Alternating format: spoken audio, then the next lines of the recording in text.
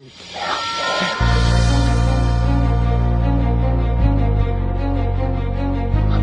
out, man. You can't handle the truth. You can't handle the truth. What do all men in power want? More power.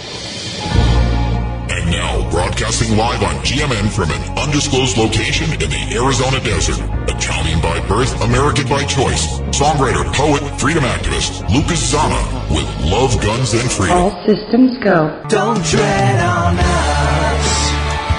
We're not afraid. Hi everybody, this is Luca Zanna. You're listening to Love, Guns, and Freedom. And another Sunday, another show. You know, I'm kind of extravagant when it comes down to find the locations where I record my shows. We did the last time from my jacuzzi. A couple of times ago we did it from the chicken coop, and then from the middle of the night in the high desert. Today we are in the kitchen. Not chicken coop, but kitchen. And I am exactly in Navajo County, Snowflake area. Why I'm here? Because I always try to find solutions. I always try to find people who can inspire each other. Because at the end of the day, we try to learn from each other and we try to inspire each other. And the final goal, as you know, is to regain our lost liberties, our lost rights that we already lost. This is not something we're going to lose. We already pretty much lost a lot. So it's time to fight back. And I think the best way to fight back, of course, is fighting back, first of all, politically, and also fighting back with ideas, events, something that could give opportunity to like-minded people to find each other and start to maybe regroup and also have a little bit of fun. You know, at the end of the day, we always say, you know, we go to sleep at night and we rest, we have fun, because tomorrow is another day to fight. So we got a little bit, try to think about that too. We are not machines, okay? We are human beings. Now today, as I said, I am in Navajo County, Snowflake, and I am with two great ladies that I had the pleasure to know in the last few years. And we were talking about, first of all, two important topics. One that I really believe it's vital to regaining pretty much control of, and when I say control, I don't like to use the word control in the sense like the politicians do. I'm talking about we the people controlling the politicians. That's the way I want to use it. Pretty much control of our form of government, a constitutional form of government. It is exactly the county, the constitutional county project. And I have with me right now, I will pretty much, first of all, I don't want to say the name because they introduce themselves. Because maybe they want to keep their name, I don't know, semi-anonymous. I'm not sure. But let's see. I know their name. First name is Dara. Dara from Pinetop. How are you? I'm great, Luca. How are you? You want to keep it Dara, or there is some other name you want to add? No, Dara's fine. Dara Vanesian. Very good. Dara Vanesian from Pinetop. And please tell us a little bit about yourself, because you are also involved politically. Since I met you the first time, you are in the Republican Party at precinct committeeman level, and also I think more than that. Tell us a little bit about what you've been doing the last few years politically. Oh, wow. Where do I begin? Well, I am currently the chairwoman of the Navajo County Republican Committee, and I'm also the vice mayor of Pinetop Lakeside. And yes, I'm still a committeeman and a state committeeman. And the list goes on, really.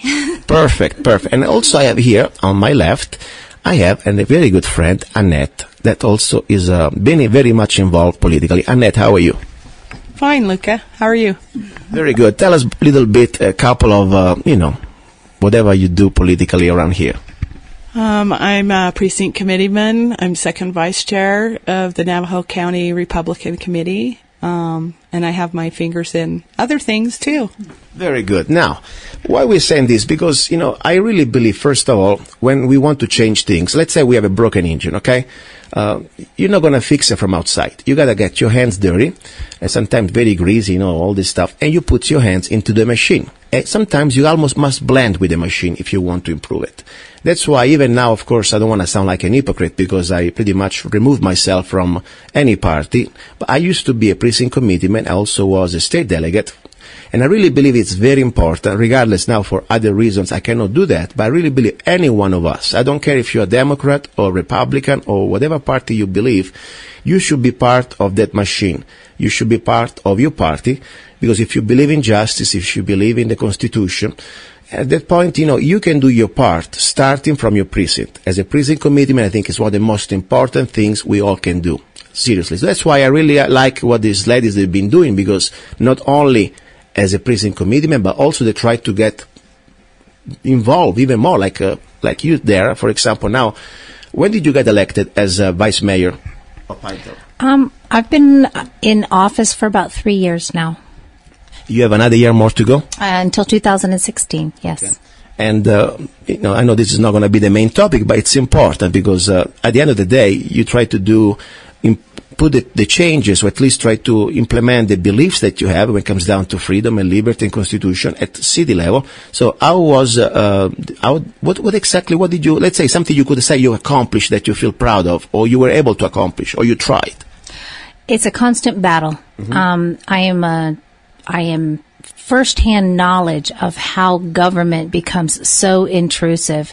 In my experience, government is an ever evolving its own self-interest group, and it will not regulate itself. So in order to regulate government, we have to inject ourselves. We have to defend and fight for our own freedoms. And I wish more people would get involved in government, not just for the notoriety of it, but to actually make a difference in liberty within their own communities. It's very difficult at times. I've been doing this now, like I said, for 3 years, and there's uphill battles almost every single day. I just did last night was my council meeting, and I am trying to stop the town of 4,200 people from hiring a library director at a salary of between $48,000 and $75,000 per year. And that's just one example.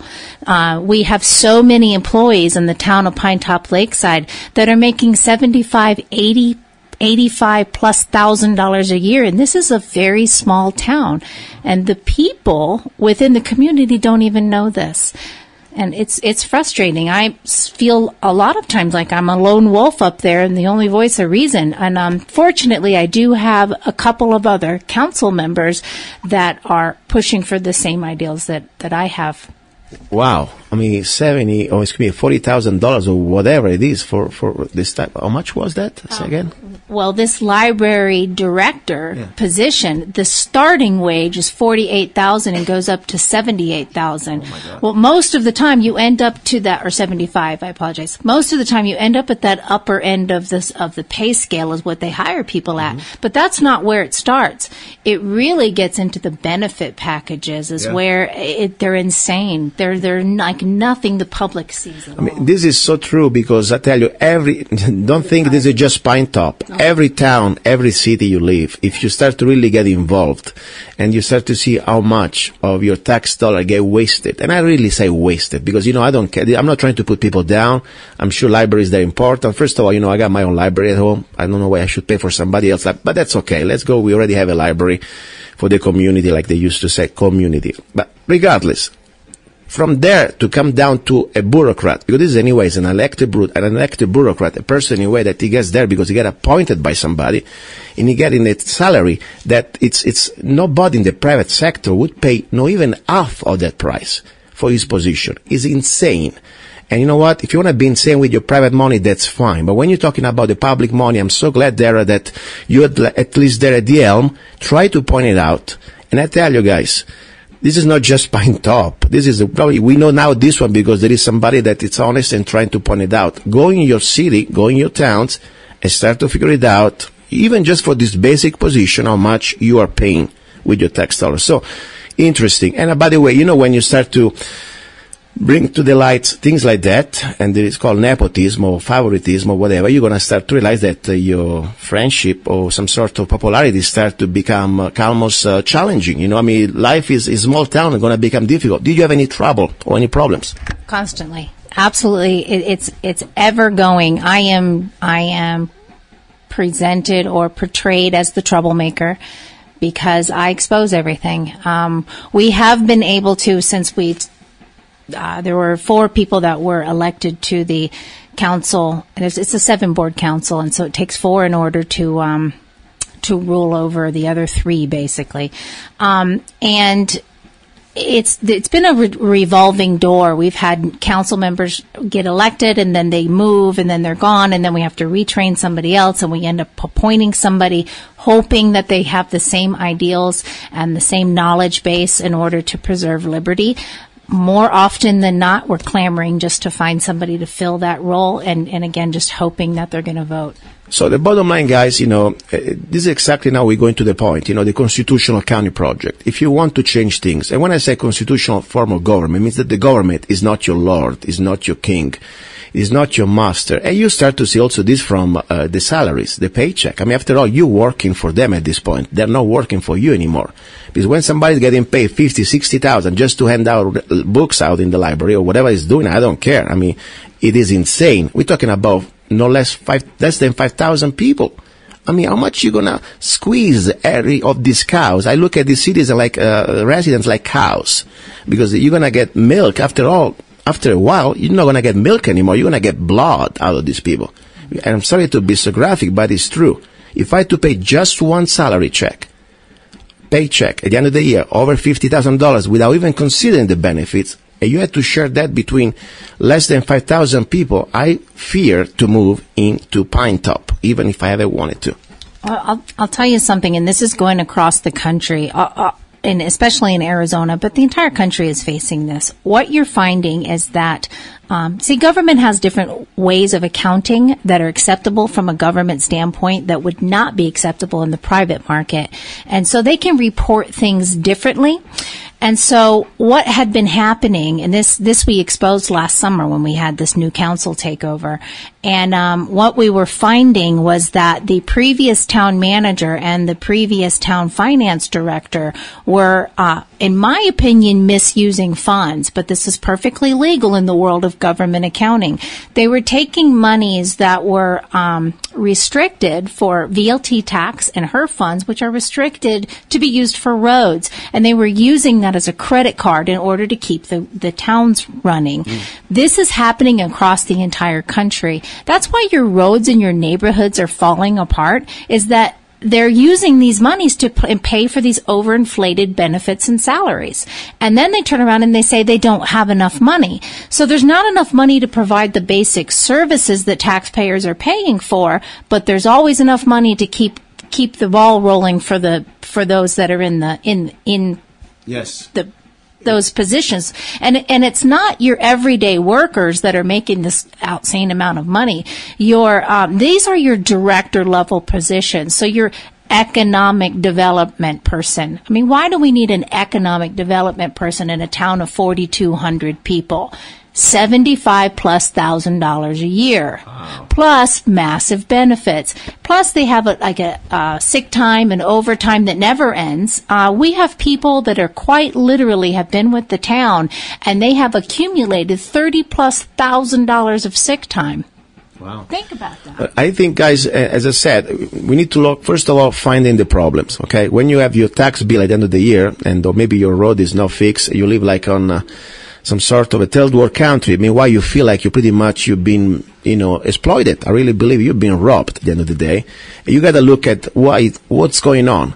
And the first way you should be involved as a citizen, as a resident, start to go to these meetings. When at that point you realize that there is a big problem, because trust me, I don't think there is no town, no cities in the States, in the world, of course, that there is not some sort of very corrupted, or at least power structure that they try to keep things the way they are.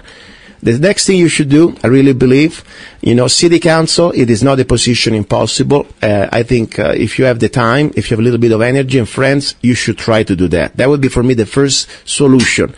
Now, let's talk with Annette about this constitutional county project, because I think it's a great solution about it. But you know what, Annette, you want to wait on that? You want to go back to... Go ahead. Are you okay? Something you want to say? About the CCP? Yeah. The Constitutional County Project is kind of fashioned after the Free State Project in New Hampshire, but it's on a county level. And what we're doing is we are getting together as many constitutional people into office in the county that we can muster. That would be like sheriff, that would be county attorney, county supervisors, judges, council members, school board, fire boards. Because they're all, I don't want to say it, but it may not be popular, but it's a fact. The counties, the cities, the towns, ICLEI, which Dara knows an awful lot about, and Agenda 21 are in our towns and cities. They're well entrenched. They have been for a long time. We want to live in a free, constitutionally run county. So when let me understand, because I will try to repeat to our listeners, some they are new, many they already know pretty much what's going on, and they're already probably aware of the Constitutional County Project. The idea is, guys, instead of looking at the big picture, look at the state. It could be much more challenging. First of all, let's understand, or more important, focus on explaining what exactly we want as a constitutional county, or constitutional town, or constitutional state. And Dara, when I say I want to live in a constitutional county, what exactly means, according to the Constitution, the government that I'm supposed to have? According to our form of government, we have a republic form of government, and it really boils down to the individual. The rights of the individual supersede the rights of the community. So, and that's how our government, that's how our country was established. And this was actually, it goes back to King George III, actually goes back further than that. But the reason that we are focusing on a county level has more to do with what we've experienced on a county level, what we've truly already experienced. And what I mean by that is that there are 6 levels of government in Arizona, in any town in Arizona. You have your school districts, you have your city or town, you have your county, you have your regional government, you have your state government, and you have your federal government. Well, we all know that the federal government is a lost cause at this point. The state pretty much is a lost cause. There's not really much we can do there either. Regional government really oversees your hospital, your fire districts. It just depends on how your regional government is set up. But your county government is something we can get a hold of. And we know that we can do this by the numbers, and we know that we can do it with the experience that we've already had. So by focusing on those other 3 forms of government, that would be your schools, your cities or towns, and your county. And if we can control, and what I mean by control is that we teach government to sit, to behave the way that government is supposed to. So we've been able to get speed cameras taken down, license plate recognition removed in the county.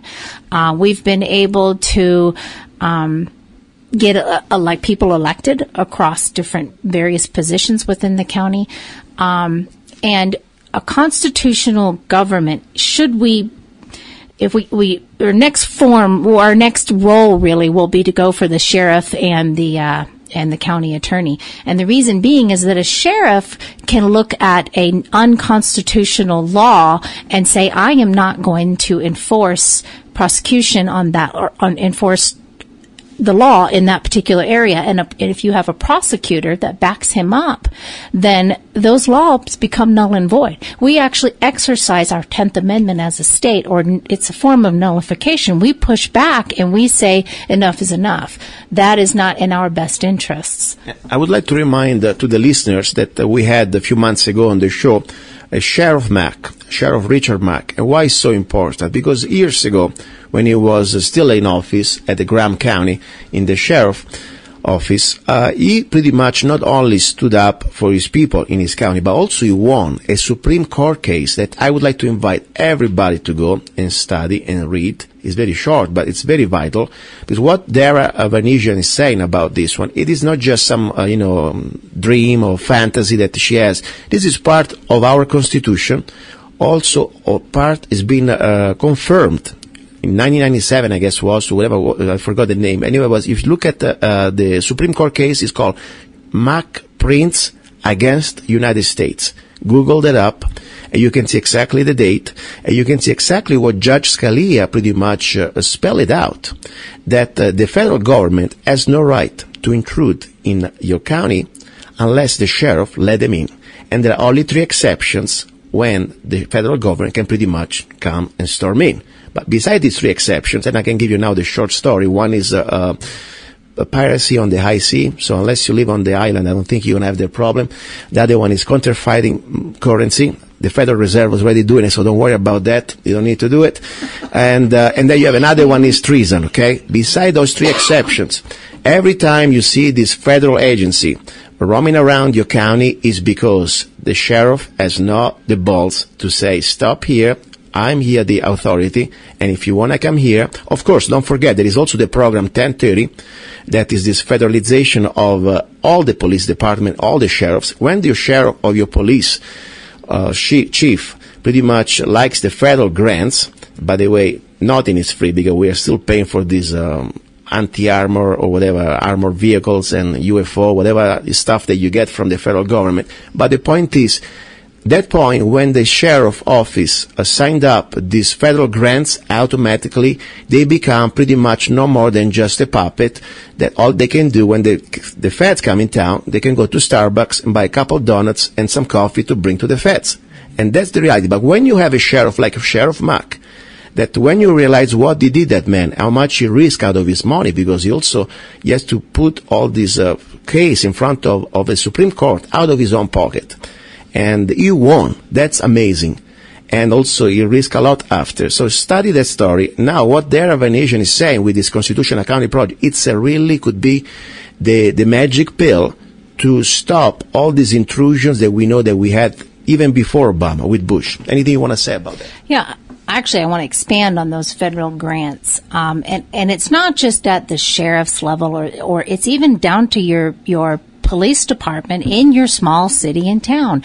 And it's down to even at a council level. What we end up finding is that the case that you're talking about is Sheriff Mack's fight against the Brady bill, and it was confiscation or registration and confiscation of personal weapons. And he fought against that bill and then beat it in the federal court. But he lost several times before taking it all the way up the chain to the Superior Court and winning.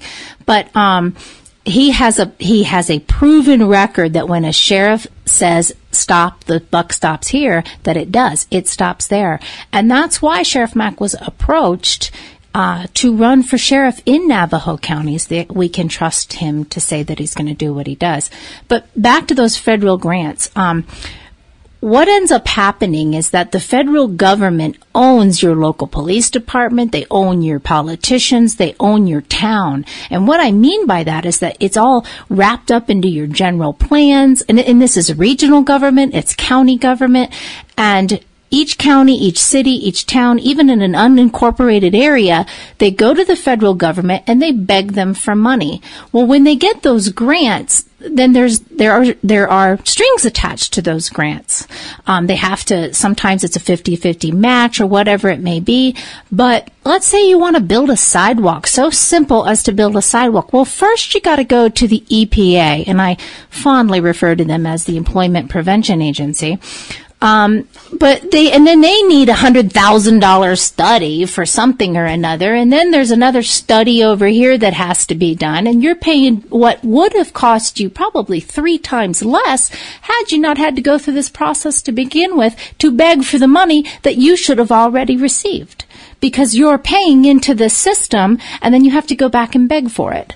This is exactly like a bait, and I confirm what I read. I read the program, by the way, with the Mojave County Sheriff a couple of months ago, the 1033 program, whatever it is. Anyway, this this militarization of armory and all these things. And when I read the contract, by the way, it was even really a contract, as I noted to the sheriff, there was some sort of a piece of paper, not signed by anybody. There was also under the name of Payson Police Department. So I still don't know exactly what is the real contract that we have, supposedly. But regardless, page 3, I noticed to the sheriff and also to the county supervisor that there is a clause that says that you, as the law enforcement, the local law enforcement, must use that armory vehicle for the first year, pretty much every month. And when I asked the sheriff, how you intend to use this one? And I was silent. And how much is going to cost us every time you run around with this monster around the block? Just because. So, and then he realized that probably there was something that maybe wasn't exactly clear in his mind. Then he removed the tank and sent it back to wherever it was. But the problem, guys, is this one. This is happening everywhere. And when you think you get free money from the federal government, don't look at this like free. Nothing's free, first of all. You already pay for the money with your tax dollar. And more important, think how many, as Dara is saying, how many other string attached there are, and how much more you're going to spend as a local government. And more important, how much freedom you're going to lose. Now, you're listening to Love, Guns, and Freedom on KTOX 1340 AM and on Guerrilla Media Network. And we are talking about the Constitutional County Project. Also, we're talking about a special event that is going to happen at the beginning of May of this year in Arizona about freedom. And we're talking with two great ladies that I really enjoy and also I really appreciate their freedom, their friendship. And is Annette Hardman and, of course, Dara Vanesian.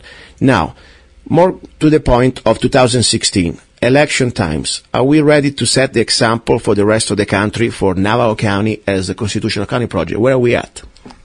We've come a long way. One of the things that, and actually this is Annette's fault, we were able to what we refer to as take back the Republican Party. And what I mean by that is take it back to its original form of republicanism, true representation of we the people.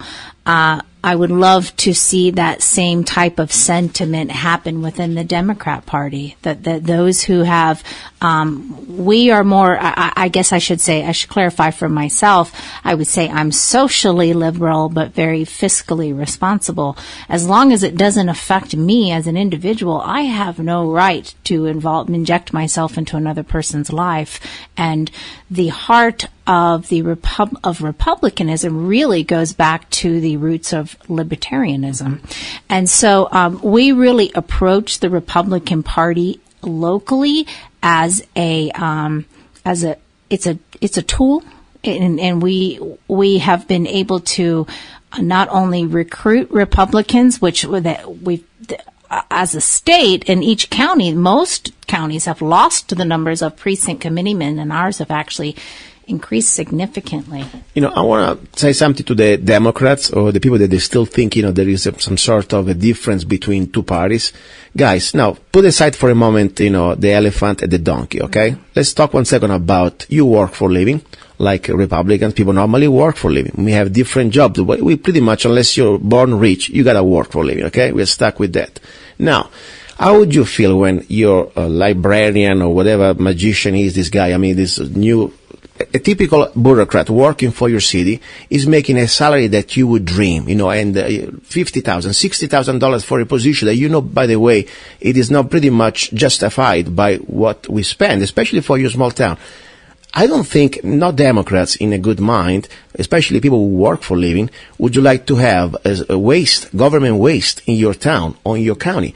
Something we can find common ground. Okay, maybe we have difference on other issues, but let's start with the fact that we don't work to keep these fat pigs, fatter. We want to keep them a little lean, because if somebody must get something, it's us, we the people, because otherwise the government is not for us. They are the masters and we are the slaves. So I would say, people may say, this Constitutional County project sounds some sort of a right-wing stuff. Guess what, guys? I say, let's look at the basic.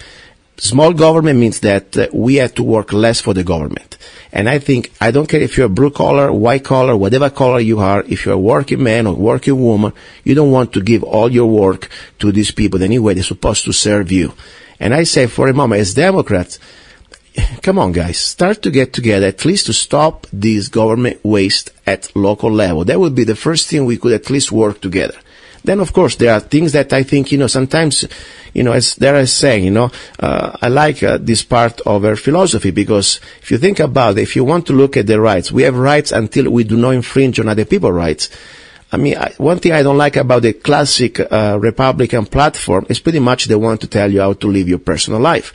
And I know that many Democrats on the other area, they pretty much agree with that too. That means they don't want that, okay? So, for example, if you want to go in bed with a man or two women or three women, it's your business. Just do it at your own place and leave me alone. And I'm not going to tell you what to do. And that's why I think this is a very historical time. If we can start to understand that we have some basic things we can at least agree. We don't work for the government, but the government works for us. And then we can understand that this personal life and moral choices we do, something we can also get along. We're going to have a great force in every county to really take, I don't want to use the word take over because we want to take it back. It's different. We want to take it back to the people. Because right now it is not more the government or we the people, but it's government for we the good old boys pretty much, and no matter which party. What do you think about this, Annette? I think that that's correct, and I feel like freedom. I would like my freedoms back. I would like to not be regulated out of existence. I would like limited government, the way the Constitution and the Bill of Rights. I mean, I believe it was an inspired document, and we have lost that. We have lost a lot of our freedoms because we have not been involved, because we've been asleep. And I can tell you, in the last, 8 or 9 years, I've been working actively to change it for my kids, because the America that we have today is not the America that I grew up believing in. And I would like that for my children. So the Constitutional County Project, to me, is kind of the last stand. The state government, we don't have much effect there anymore in the political spectrum, and we certainly don't in the federal government. But we still can make a difference at the local level. Everything is local. Even ICLEI and the Agenda 21 stuff, the only way that we can make a difference at this point, because it's become so entrenched under our noses for a long time, is to battle it and get it out of our counties through the people, through the townspeople. I mean, it through local government from the ground up. That is the only way I see it being effectively changed. Annette mentioned a very magic word, ICLEI, Agenda 21. We've been talking about this topic probably pretty much since the beginning of my broadcasting 15 months ago or so. And I cannot stop repeating how important it is. This is not just some fancy word that, oh my God, it's just some sort of utopia. It's happening. It's already happening pretty much in almost every town of America. And you don't know that it's happening because sometimes you just think, it's just the town getting greedy or get you more taxes or more permits. Or maybe in San Diego, if you wash your car, you're going to get $5,000 fine in your driveway. I mean, think about it. You're going to pretty much become a serf. Simple as that. And so your sons and daughters. That's the bottom line. Agenda 21, it is a United Nations program that is going to trickle down all the way from the federal government to the state government to the local government. And the idea is that they will control every aspect of your life, starting from the resources, the water, the food, and the land that you're supposed not to have anyway because you're a slave. I'll give you an example. In Germany, in 2016, it's already law the land, and vote verified if you don't believe me, it's going to be outlaw to build any new single home. Okay. You're going to live like a pack of rats in these buildings. And if that's okay with you, fine, go to Germany. But if you're here in America, you believe we still have a place where we can stand together for freedom and for your next generation, guess what? Agenda 21 is not just, let's say, conservative or libertarians or constitutional topic. There are Democrats out there. They are really putting a lot of effort into this. Like, there is this lady who wrote a great book. By the way, I would like to remind you again, the Green Mask, and last name is, remind me the name. Her name is Rosa Corey. Yeah, right. And I've actually spoken with her quite a few times. I will tell you this from a personal, again, experience. I truly believe that there are more differences within the party than between them.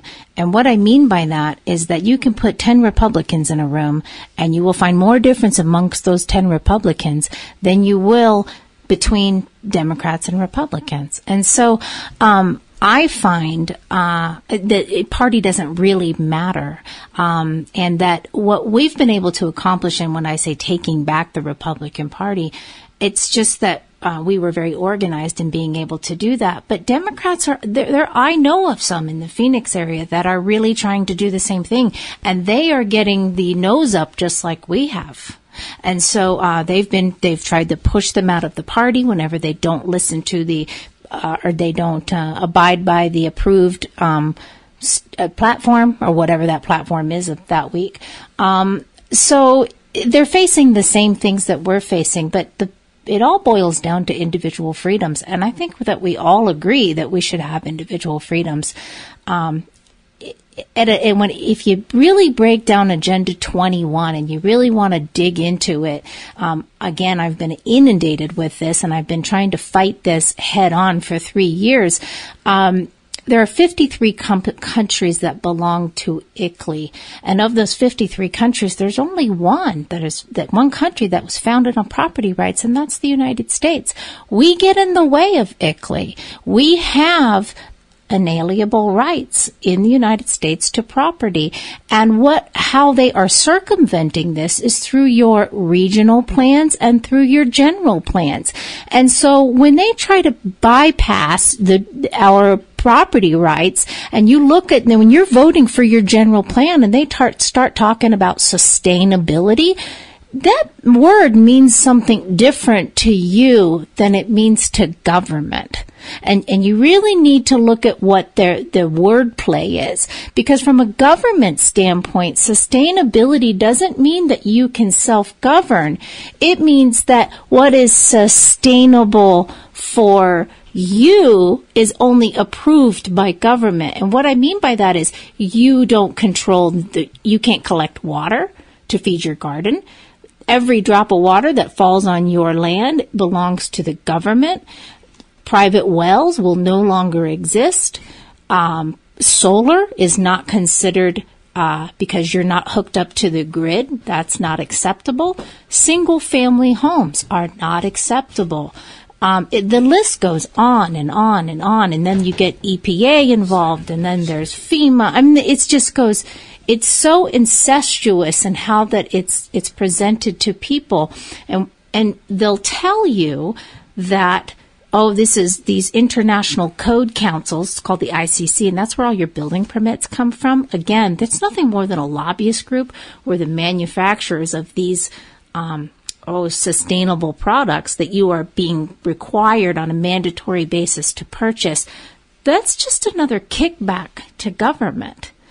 And government is the worst violator of the earth than any organization in the history of mankind. Government is the worst offender to the environment. So why would we want to give government more control over our environment? Guys, I mean, this is really practical and so serious.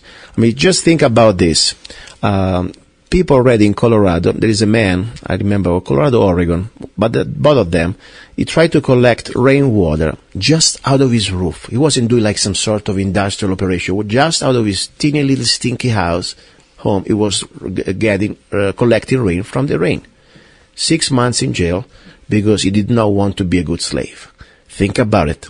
If you people out there commit crimes, rob or whatever, they're out maybe in 2 weeks. 6 months in jail because the slave did want to collect the rain that comes from the sky.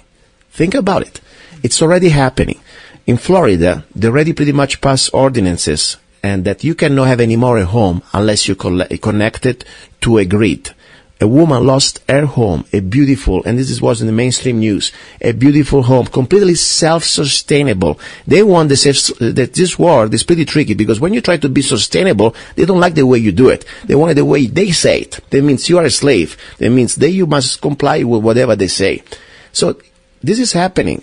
It's happening at so many levels. I mean, look in people in Idaho. They try to build a little home. They have a little lot, and the EPA fine them by hundreds of thousands of dollars because supposedly it's a swamp. Meanwhile, there is next door lot, already homes there. I mean, they want to treat you less than a slave. Seriously, guys. Now, if you're Republican, Democrat, Independent, doesn't matter. You're all going to be a slave. And I really tell you guys, this is the only hope we have. That's why I really believe this Constitutional County project is something doable. Sometimes we get discouraged. You say, oh my gosh, why even gonna go to vote? Washington, it's a joke.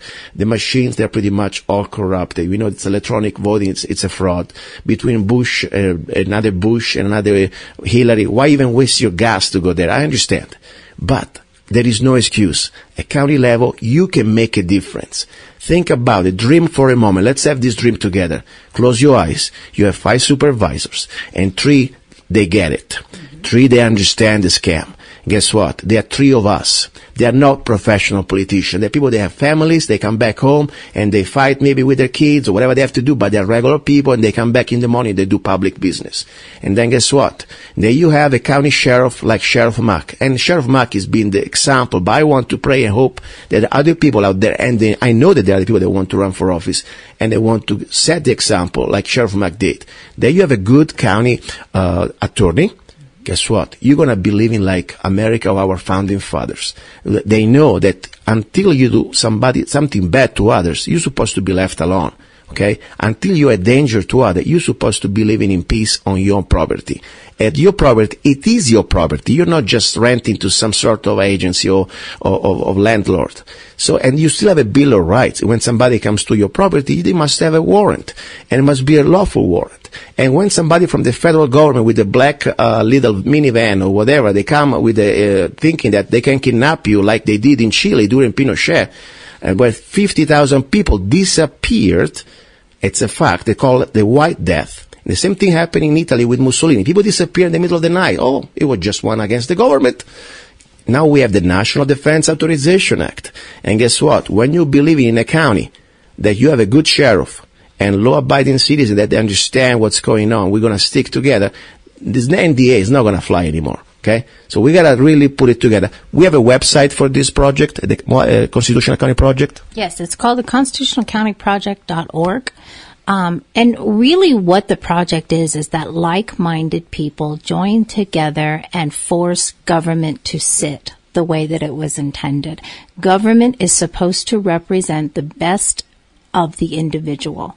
And this idea that we have to give up our safety and give up our land and give up our property rights and our individual rights all in the name of community, find it in the Constitution because it's not there. And the reason it's not there is because the founders understood that it will never be enough money, that there will always be a cause that will always have to be funded, and it's just immoral to steal from one group for your cause. And so the Constitutional County Project really boils down to the freedom of the individual. And what we are doing is that we are getting like-minded people to move to this county, and we know the numbers are there. We've done a lot of work on the voter registrations and so forth, and we know that Sheriff Mack can take this county. We know it. We know that we can get a county attorney elected. We know that we've already shown in Pinetop Lakeside that we can take over council incumbent positions, which is supposed to be impossible to do. We know we can do it in school boards and in fire boards because we've had success in doing this. And by the way, this broadcasting, beside today, Sunday, you're going to be listening on the air. It's going to be also on the internet, and I will put like a message in the bottle for posterity. And first of all, I hope that anybody else in any other of the 50 states of this union, and more important, in any county of this union, you can get this idea, you can get this seed, and make your own plant. Because this is not just for Navajo County, Arizona. I hope this is going to be spreading around like a good virus, or antivirus, let's put it this way, all over the counties, all over the states. That's the only way we're going to take back our federal government, because they're not going to have any more place where these invaders, these parasites can pretty much tell us how to live our life. Now, message for the Democrats, okay? Guys, I'm not a Republican, so don't start to put me down like, oh, you must be one right wing. I don't have wings. I'm not a chicken, okay? No right, no left. I'm here as an American with an accent and somebody I really fear for what's happening and things are gonna get worse. Don't get me wrong. You think it's bad now, it's gonna get much worse. So, unless you're a complete lost of a cause, and there is no way even to talk. I mean, if you still believe that Obama is the savior, change channel, because otherwise you're gonna have a bad, pretty much liver attack. But if you're a Democrat who believes that your kids, your grandkids, you work so hard for your property, for your home, for your little things that you have, and you don't want to give it to some sort of a government. And by the way, it is not even anymore the American government. This is going to be the global government. Think about it. You better start to get together and start to talk, maybe at least with the people like Dara or people like Annette, that even if they have on the leader registration card an elephant, doesn't matter. It is not here about the party. It's about freedom. That's what I'm saying. Let's get together. And if you believe that, we have some basic things in common, and this is respect for each other, first of all, and government works for us. That's the most important thing. And you have the basic right also property. If you are a Marxist, I understand. There is no debate. You want my stuff, I'm not going to give it to you. You're going to get it with force, and we will talk about that. But now, if you're a sensible person with some sort of intelligence, and you respect every one of us, I don't care. I know many Democrats have their little homes, and I'm sure they don't want to give it away to the global government. They don't want to give their well to some sort of a bureaucrats that can tax you by the gallon like a slave. So we're going to get together, and we're going to try to work it out. Now, fun part, the Freedom Fest. Dara, tell us. Okay, so May 1st, 2nd, and 3rd of 2015, we're having the Arizona Freedom Fest. It's at Schatz Ranch, just outside of Kingman, Arizona. It's about 45 minutes out of Kingman, maybe an hour and 45 minutes out of Las Vegas. And so it's centrally located. We expect to have people coming from the Utah, Arizona, Nevada, Colorado, California. I think we've even had some people back east say that they want to attend. This is our third year. We have speakers from all over the country coming in, and there are independents, there are anarchists, there's Democrats, there's Republicans. Again, this is a nonpartisan event for freedom. And we have like-minded people where you can learn about what you can do at the next level, how to self-govern, which has nothing to do with political parties, how to we have some great, wonderful speakers with proven track records. Chuck Baldwin, he ran for president under the constitutional ticket. We have Joel Skousen, who writes for World Affairs Brief. There's Sheriff Mack, he will be speaking.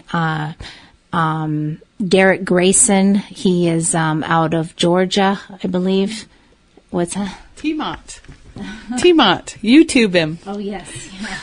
Yeah. Jordan Page will be there. He's a fantastic musician. We have other local bands as well as other bands coming in.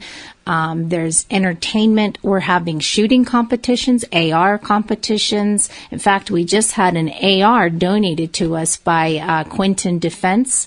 It's a beautiful AR. We'll be giving that out to the first 250 people that purchase their tickets, that purchase $30 or more worth of either tickets or camping on the website. And it's just a really exciting time. It's camping, it's music, it's entertainment, it's freedoms, guns, and love. By the way, I bought the tickets for the raffle for the AR, I guess. I bought it from Joe. I got 4 or 5 tickets going, so hopefully I'm going to get greedy and get another one. Now, what is the website? People want to know more, how to, first of all, find out the place, the website for this Freedom Fest. ArizonaFreedomFest.com. Okay. And I say people can camp out there. There is like facility and all these things. And just to have an idea how much would be the average tent place or whatever. I know you can find out on the internet, but just to give an idea how much would be the cost. There's only one cost to attend. The actual event is $10 per adult, and kids are free. And the camping is $10 per day. So it's very inexpensive. We're not making money here. What we are doing is spreading the flame of liberty. That's really good. I mean, think about it, guys. You can go for $10. If you go to a regular camping place, it's going to cost you more probably. I mean, if you go on BLM, I know they charge you more just to camp out there. And on top you have all this entertainment, and on top you can learn and you can listen to all these people that really been doing the fight. I mean, Sheriff Mack, think about, was on our show. Chuck Baldwin was on our show probably 3 weeks ago, 4 weeks ago. I mean, it's a great opportunity. I mean, you don't need to go around the country. You can find them all in one place. And then, guess what? You're going to have a little bit of fun. I always say, we need to fight. We need to commit ourselves, but also we need to enjoy life. Otherwise, there is no purpose. Seriously. We lose our humanity. More important, we need to recharge our batteries. So I think this is a great opportunity.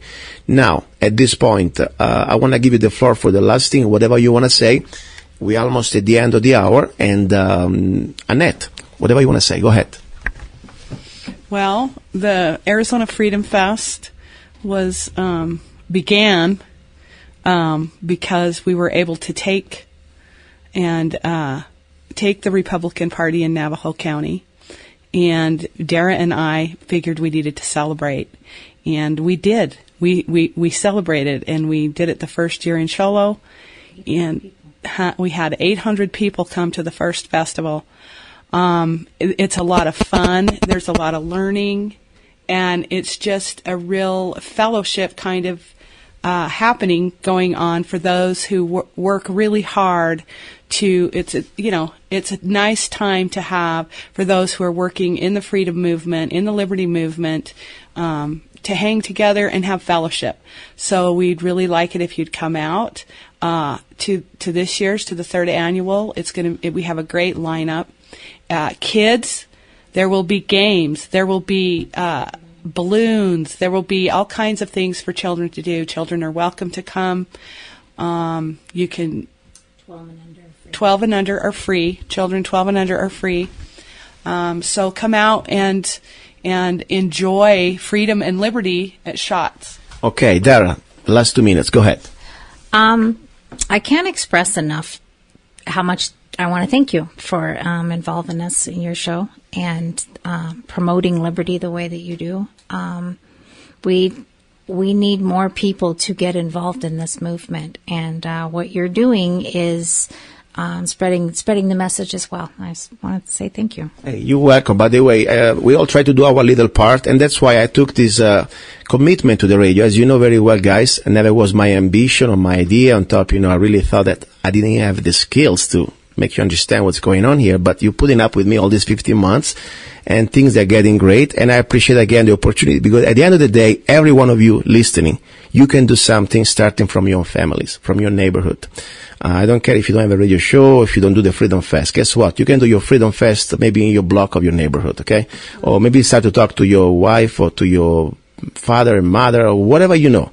Think about it. This is real. This is not a game. There is no reset button. Once we will lose these freedoms, that we already lost, by the way, many of them. And I want to remind you, I know sometimes you think I'm kind of boring and repeating, but we're living right now before pre-Magna Carta. That means right now, for the first time in the history of this country, not even under King George, before he threw you in jail, you had to find an excuse. Now they can kidnap you, detain you, indefinitely, without excuse, without any due process. If this doesn't cringe your back, give you chills to your back, you must be a zombie, seriously. And I'm not trying to be mean, it's true. That's what I'm saying, guys. So let's stick together and let's fight together for freedom. And by the way, Dara, I remember you very well. We had the opportunity to meet each other the first time at the front site where you came to shoot together at my little invitation for the birthday party, remember? I do. That was a fantastic time. And I will post also the photo of me, Dara, together when we shot together front side a couple years ago. Okay, guys, don't go away. Ready for the second hour. It's going to be about guns, training. You're listening to Love, Guns, and Freedom with Luca Zanna. Don't go away. Ciao. Give me liberty or give me death. I'll fight till the end, till my last breath. Give me liberty or give me death. I'll stand against tyranny. My soul will never rest. There is no longer any room for hope if we wish to be free. There is no retreat but in submission and slavery. We have petitioned, we have remonstrated, we have supplicated, we have prostrated. Is life so dear or peace so sweet as to be purchased as the price of chains and slavery? Forbid it, Almighty God. I know not what course others may take. But as for me, give me liberty or give me death. Give me liberty liberty or give me death. I'll fight till the end, till my last breath. Give me liberty or give me death. I'll stand against tyranny, my soul will never rest. Give me liberty or give me death. I trade my life for freedom with no regrets. It is natural to man to indulge in the illusions of hope. We are apt to shut our eyes against a painful truth and listen to the song of that siren till she transforms us into beasts. For my part, whatever anguish of spirit it may cost, I am willing to know the whole truth, to know the worst, and provide for it. Give me liberty, or give me death! Give me liberty, or give me death. I'll fight till the end, till my last breath. Give me liberty, or give me death. I'll stand against tyranny, my soul will never rest. Give me liberty, or give me death. I trade my life for freedom with no regrets.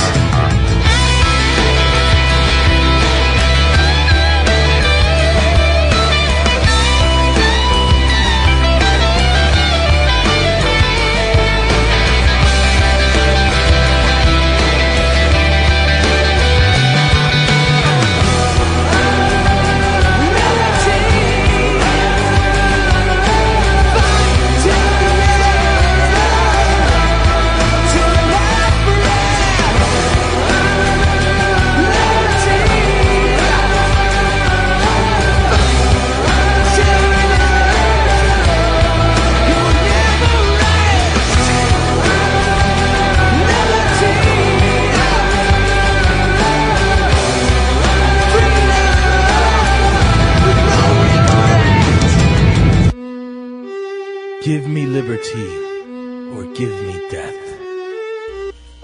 He's a songwriter, a poet, a rifleman. I'm not afraid. And a constitutional activist. I'm not afraid. Italian by birth. I'm not afraid. American by choice. Luca Zanna. I'm not afraid. And his new CD, Love, Guns, and Freedom. 16 powerful songs on one CD from the heart of a patriot.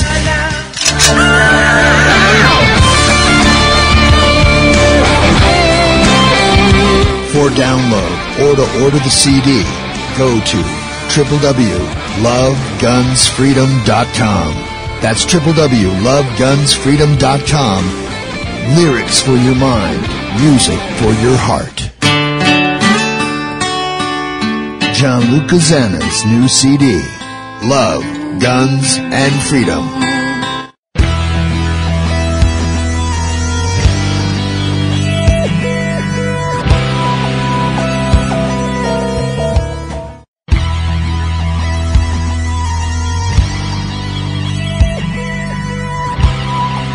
You're listening to Love, Guns, and Freedom with Luca Zanna on Guerrilla Media Network.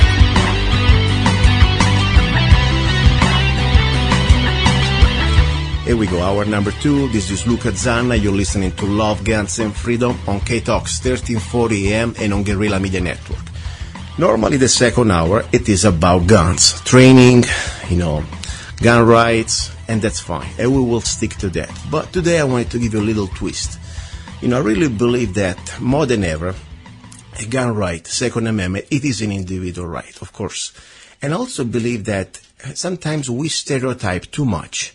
We always think, to be a Second Amendment person, you must be some sort of a right wing, or you must be a straight guy, or you must fit that profile that the media try to paint you. For example, very well, guys, I told you, I really not just support the Second Amendment, but I really exercise it, but at the same time, don't expect me going around in the mountains hunting. I will hunt only for survival. I do not hunt for sport. I don't even like to eat mammals. So, see, it's pretty easy to fall in that trap of stereotyping a person.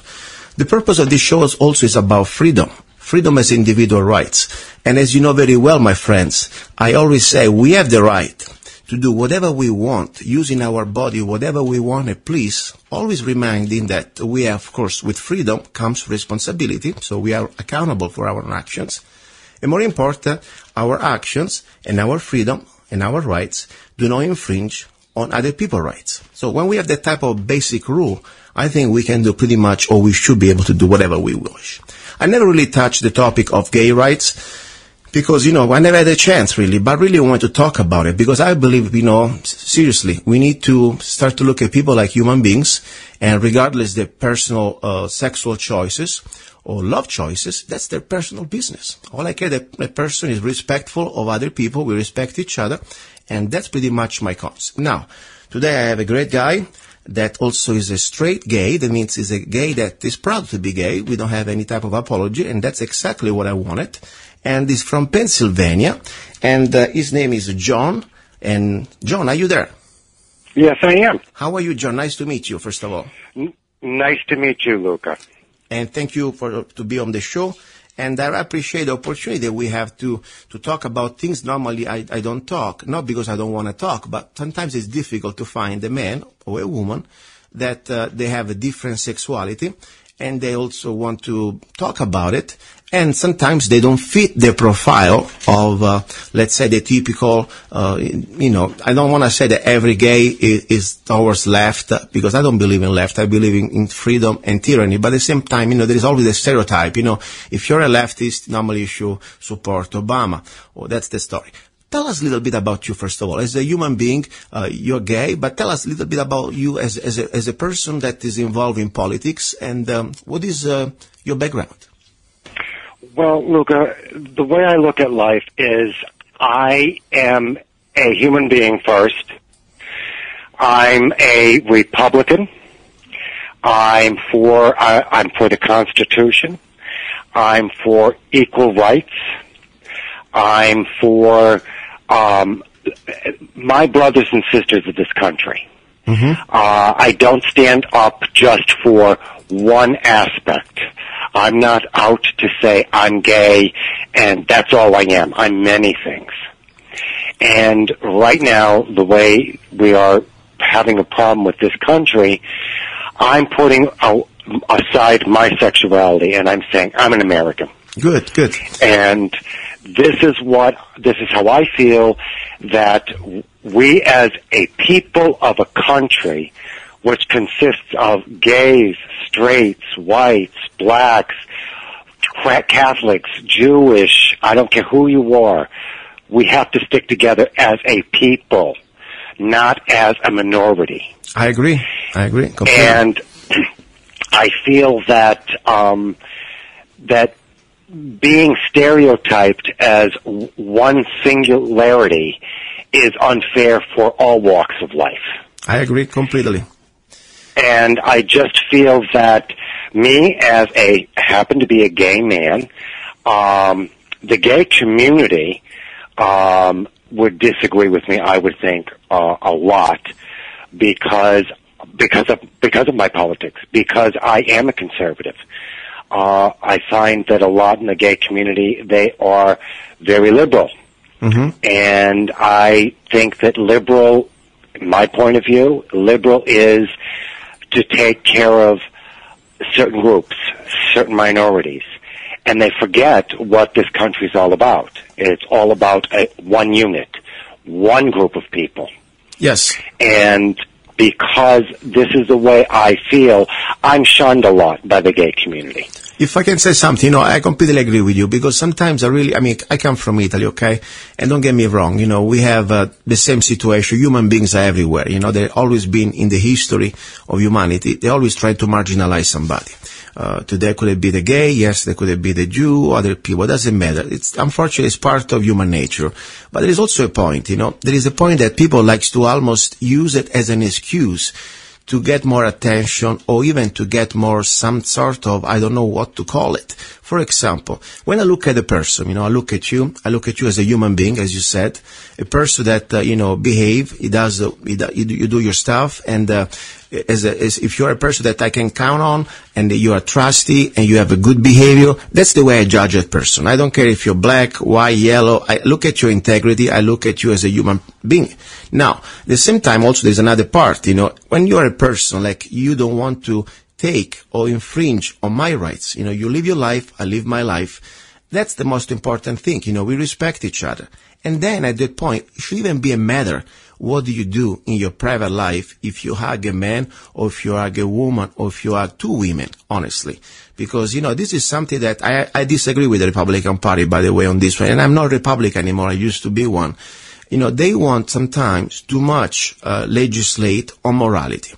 And I believe that, as much as I'm consider myself a conservative in some areas, fiscal conservative, when it comes down to morality, I believe that it is not the role of the government to become the new censor. Otherwise, we could go back to the, let's say, what's happening right now in Saudi Arabia. If you're a gay, they throw you out of a mountain, or they hang you.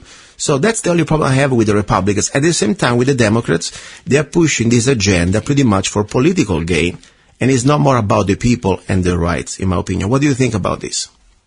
I totally agree with you.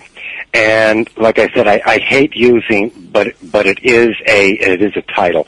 I hate using the term Republican. I've always used it all my life. Mm-hmm. I am more of a constitutionalist. I understand. I am more of a conservative constitutionalist than I am a Republican, because I totally agree with you. Everyone has an agenda. Yes. On the Republican side, it's basically a religious platform that they hold. And on the liberal side, it's basically of what can we give people for nothing. Yes. Basically. Yes. So I'm in the middle of that. Yes. I'm right in the middle because number one, I don't believe I should receive anything for being gay or black or white or Roman Catholic or anything. I agree. I'm a human being first.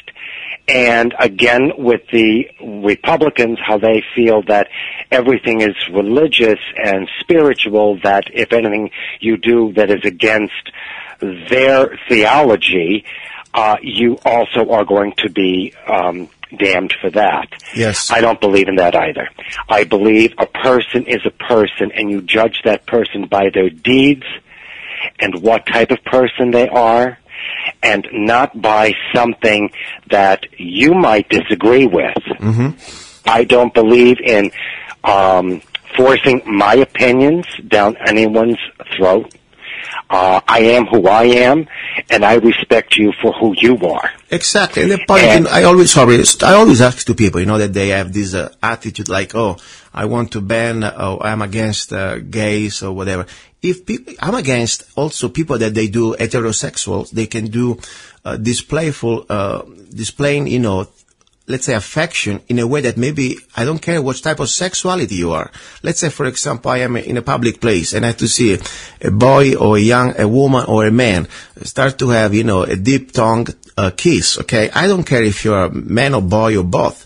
That's something that honestly I should not be abused to be forced to watch or witness. Same story, of course, it is if you are a lesbian or if you're a gay, That's the only point. You should be able to do whatever you want. I totally agree with you. I don't think that no matter where you are, public affection is just that. And I think people use that to make themselves feel better. Yeah. It's a private thing. It's like it raises them up. And I don't care if it's a man or it's a woman, if it's two men or two women. Mm-hmm. Certain things should be left at home. Yeah, I mean, we are living in a society that we set some basic, I don't say rules, but, decency that, you don't want to be offended. And there are things that you can do, and then maybe one day we will evolve or we will change or devolve. I don't know. But right now I know, for example, if I go out with a girl and I start to kiss her and put my hands in her pants in front of everybody, people would be kind of irritated, justly, regardless if it's a woman or man, And same story, I would demand or ask if I was a gay or lesbian. Simple as that. It's just called respect, regardless of the sexuality. Perfect. By the way, I'm really proud to call you my brother in freedom here, because we are facing a big challenge as humanity and as Americans, of course, of tyranny. And that's why we need to unite together. That's why the purpose of this show. That's why I would like to say, please stop playing these games of left, right. They try to divide us. They try to put us in groups and try to put us against each other. We should be united all together. Gays, lesbian, heterosexuals, mixed sexual. If you like to have more than 3 women, that's fine. I don't care. All I care that you are over 18 and you don't use any force on anybody. At the same time, we're supposed to be able to do whatever we please in the respect of each other. And more important, we need to unite now, because it's a lot of challenge we're going to face, and we are facing right now as a free country that is no more free, in my opinion. Now, gun rights. You live in Pennsylvania. What's going on with the gun rights in Pennsylvania? How is this state kind of liberal in a good way? That means you have freedom? Basically, right now, as it stands, I would say it's pretty strong. Pretty strong. In the sense that no one is expecting anyone to hand in their guns, and there's no banning on buying guns, which is a good thing. Okay. I am for gun ownership. I am for being licensed to have that gun and also licensed to carry that gun. Okay. But with that, there comes responsibility. Exactly. And I don't think that, and I tell many of my friends, girlfriends, of course, they ask me, should I get a gun? And I say to them, it's not a compact. If you pull it out of your purse, be prepared to use it. You're not going to show it like show and tell in a first grade class. Yes. So if you feel confident and you're not afraid of it, because it is a tool, then by all means get it. If you are afraid of it and the fear is greater having it in your purse than it would be not having it in your purse, then don't get one. Exactly. That's what I tell them. You're right. We must have, first of all, an ethical and moral decision if we, as human beings, even in the righteousness, to defend the life or to defend our lives, some people still say, I can't do that. And that's fine. I respect that. If you cannot take a life to save a life, at that point, you better don't have a gun, because all you do, you give an extra weapon to a bad person. So that's the point. But also, there's another thing, training can help a lot also to feel more safe and also more secure and less afraid of the gun. So everything can be solved. But the first thing is, you say, right, we need to have that moral decision if we are able, regardless it's a gun or it's a knife or it's a brick, if I'm able as a human being to defend my life, even with deadly force. That's the bottom line. And, I'm glad, because I tell you something, guys, there is a lot of listeners out there that I know that they have sometimes a difference of political spectrum opinion on the other side, and that's fine. But more than ever, if you consider yourself somebody, let's say, as a minority, okay? I hate the term, because I think we all minority in some part. Different zip code, I can be a minority. It's all a question of where you are.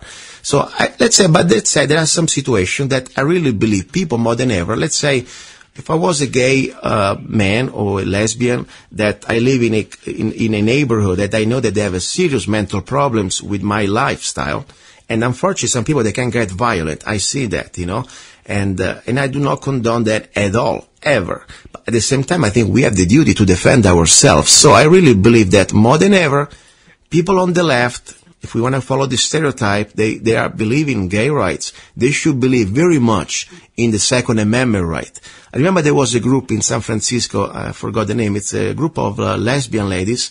I think it's the Pink the Pink Shooters or something like that. But they're really funny because they're really good. I mean, they don't touch their guns. Even, of course, San Francisco, there are no more guns, unfortunately. But they were very strong about their Second Amendment. And I hope, my dear friends, Americans, I call you Americans, I don't care which sexuality you are, if you understand that we are all in very much danger right now, especially after the creation of the National Defense Authorization Act, that every one of us, regardless of your sexuality, your political affiliations, just because one day you may be suspected to be a terrorist, you may be pretty much kidnapped by the state and arrested and detained indefinitely. If you don't believe it, go to check it out. National Defense Authorization Act. Did you ever heard about that, John?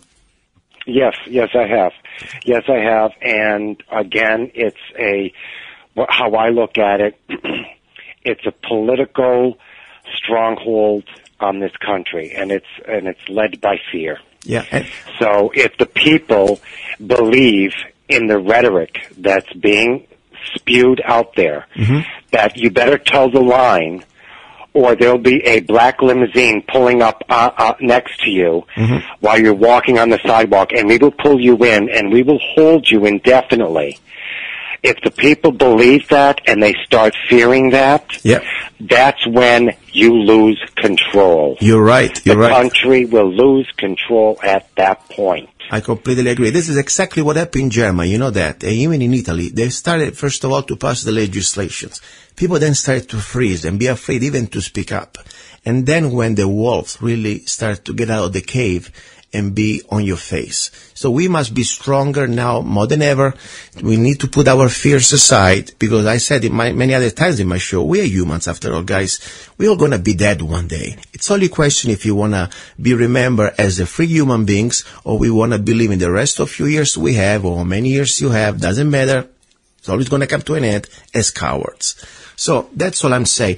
Niste, talking about guns, we don't need to get specific because I don't know the laws in your state, but let's say if you can disclose, what is your favorite gun? If you had a gun for self-defense for your home, what would be your favorite gun that you have? Or you my God. I'll tell you, I really don't have one, and that's being honest. I mean, it's okay. I think a gun. I don't need something. I don't need a machine gun, or anything like that. Not that I'm against them. I'm just saying, for my personal use, I would just need a regular revolver. Okay, good. It's a great start. Remember, there is a sort of an expression. Okay, I learned all this in the years. Try to learn about guns and rights. The handgun is to defend your person.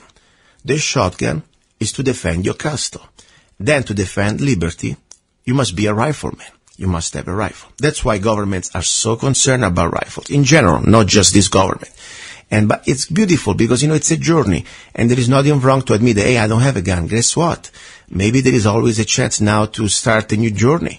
And I really believe, if you live in a state like Pennsylvania that is not that harsh on, you can have a gun, you can buy a gun. I know that they're pretty much liberal in the good way, as freedom, okay? Not in the liberal, like in this sense of these liberals that they're pretty much like Nazis, in my opinion. But anyway, you can buy a gun, you can train, and you can have an opportunity, in my opinion, to start to think, what if, what if there is an home invasion? Then when you start to have a good training, what if, I come back home at night and I've been followed and my car breaks down, maybe my cell phone doesn't work? What if the life of myself or my partner may be in danger? It's a choice, and you have the opportunity today to make the choice, So I respect that, and I hope you start to look into that. A revolver is a great way to start. I talked about this in the past, people call and we have ideas what type of guns to start. It's a great way to start.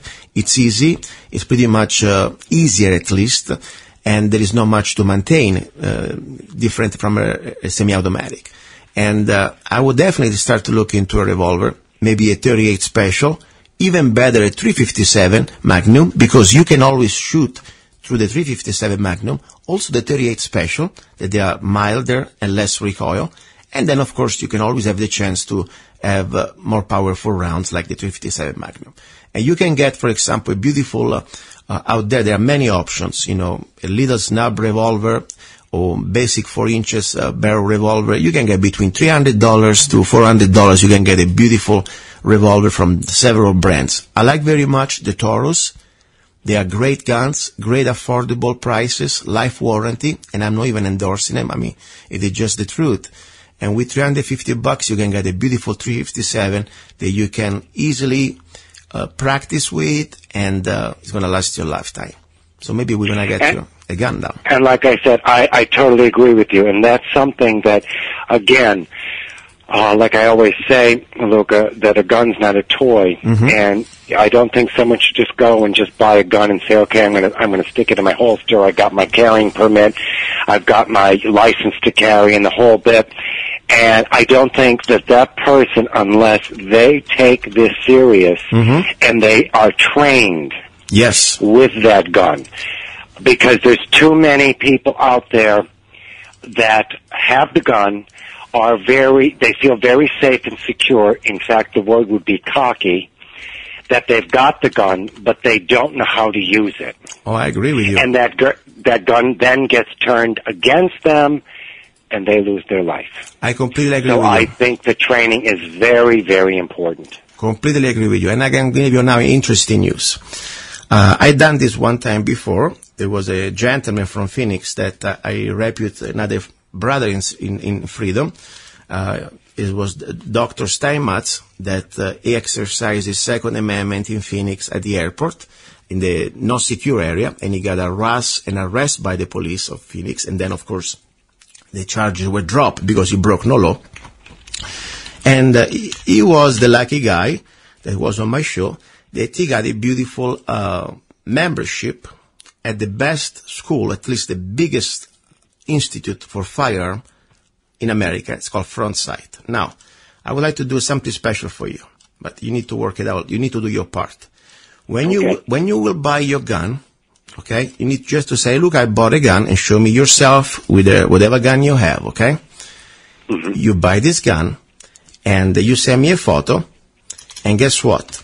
I will give you a lifetime membership at Front Sight, Nevada. A membership that normally costs $5,000, okay? And you can do unlimited classes in handgun, shotgun, and also rifle. This one, let me double check. But the point for sure, you can get handgun as many classes as you want. The basic class, if you're not a member, just to give you an idea, at Front Sight, it is $2,000 for 4 days. And you can attend as many classes as you want for free. Okay? And this is just to let you know, it is the membership called Patriot. Okay? So, I want to help. Thank you very much. That's help. Very nice of you. I want to help. You need to do the first step, and I'm on the record here, I'm on the show, as my friend here, John Kellet, from Pennsylvania, that when he will buy his first handgun, so it's willing to do his first step to be a responsible gun owner, I will transfer a Patriot membership to him at Front Sight, Nevada. And I will send you the link, by the way, because I want you to see exactly what is this membership, exactly what you get, and what is the value, because I really believe we need more than now. I'm glad that you are responsible, that you understand that, if I don't know something, I want to know. As you said, I'm afraid, because when I bought my first few guns, I said, oh my gosh, how can I use them safely and in a proficient way? That's why I look for education. Guess what? I'm here to help do my part. Okay, this is part of the show. So you get your first gun, and we get your beautiful Patriot membership. And right now, if people wants to go to frontsight.com, and this is not even a sponsor, guys. Don't get excited. I'm not doing this because it's a sponsor. This is out of my act of love, okay? And I really like to see people that they want to train. If you go to frontsight.com // that membership, or just go to the website, look for membership, you will see that this membership at Front Sight normally costs $5,940, and you can pretty much attend all 2-day defensive handgun class, 2-day tactical shotgun, 2-day practical rifle, 4-day defensive handgun, 4-day tactical shotgun, and 4-day practical rifle the rest of your life. All you gotta do, bring your gun, and bring your ammo. That's it. Well, I'll tell you, thank you very much, Luca. That's Perfect. Very generous, very generous. And I really mean it, because, I'm so glad, today we met and we talk about it. We need to understand, my friends, we need to stick together. Don't think now because you think your guy there is try to do something for your agenda is your friend. When we have a man in the White House that pretty much says that every American citizen can be put in Guantanamo and indefinitely detained just because suspected to be a terrorist, we should be very concerned. This is not our friend. And I was the same one talking about Bush. Don't tell me, don't say, oh, you must be Republican. I'm not Republican anymore. I was denouncing Bush with the Patriot Act. With the national, he did his own crimes, guys. So I'm not here to be a partisan. I'm not trying to bring this man down because I have an agenda. I am just here concerned as an American because I see what's happening here, already happening in history, already happening in Italy when I wasn't there because I wasn't born, but I heard stories from my family, and on top, all you have to do, read history if you can. Great. Now, tell me something a little bit more about the marriage, because, we try to mix this hour, as I said, we talk a little bit about gun rights and also about gay rights. Even, of course, we said, I call them human rights. We should have the same rights no matter what type of sexuality. But what do you think about people fighting for the gay rights to get married as gay people? What is your opinion? My opinion is this, and again, the gay community will definitely excoriate me. Okay. Again, I don't believe in gay marriage, as in a spiritual ceremony, because spirituality, religion, like everything else, is a very personal thing. And there are many doctorates that do not recognize gay marriage. So for me to force, again, it would be like me and my partner downtown sitting on a park bench kissing. I would be forcing myself on these people who walked by me. I understand. I don't want to do that. Now, if the gay community was smart, which I'm sorry, I don't think they are, but if they were smart, in 1950, if they used the word union, it would exist today. It would have existed in the 60s, the 70s, the 80s, and so on, if they used the word union. They refuse to use the word union because that doesn't make them as good as Bobby and Betty, who can get married in a church. And they have to be just like Bobby and Betty. Well, I'm sorry. We are different. Everyone on this planet is different. So we cannot expect the same equal rights. Okay. That's how I feel. And in my personal life, my partner and I, we've been together, in fact, it's going to be 7 years, March 22nd of this month. Wow, that's 7 years. In Italy, we say it's a magic number. You know that? Maybe also here. 7 years. And before that, Lucas, I was with a man who passed away, God rest his soul, for 23 years. Wow. And it was a very monogamous relationship. Wow. But both of us, Roy, who was my first relationship for 23, and Paul, who's now my relationship for 7, we already have our ducks in a row legally, and I didn't get married. Exactly. And this is exactly what I'd like to say. I'll give you my opinion now, okay? And I'm sure people think, must be only 2 opinions. No, I think there is also maybe another opinion in this. Sometimes people say, I'm pro-gay marriage, or I'm against. Or maybe I'm pretty much against the idea of government give me a license or the authority to be married.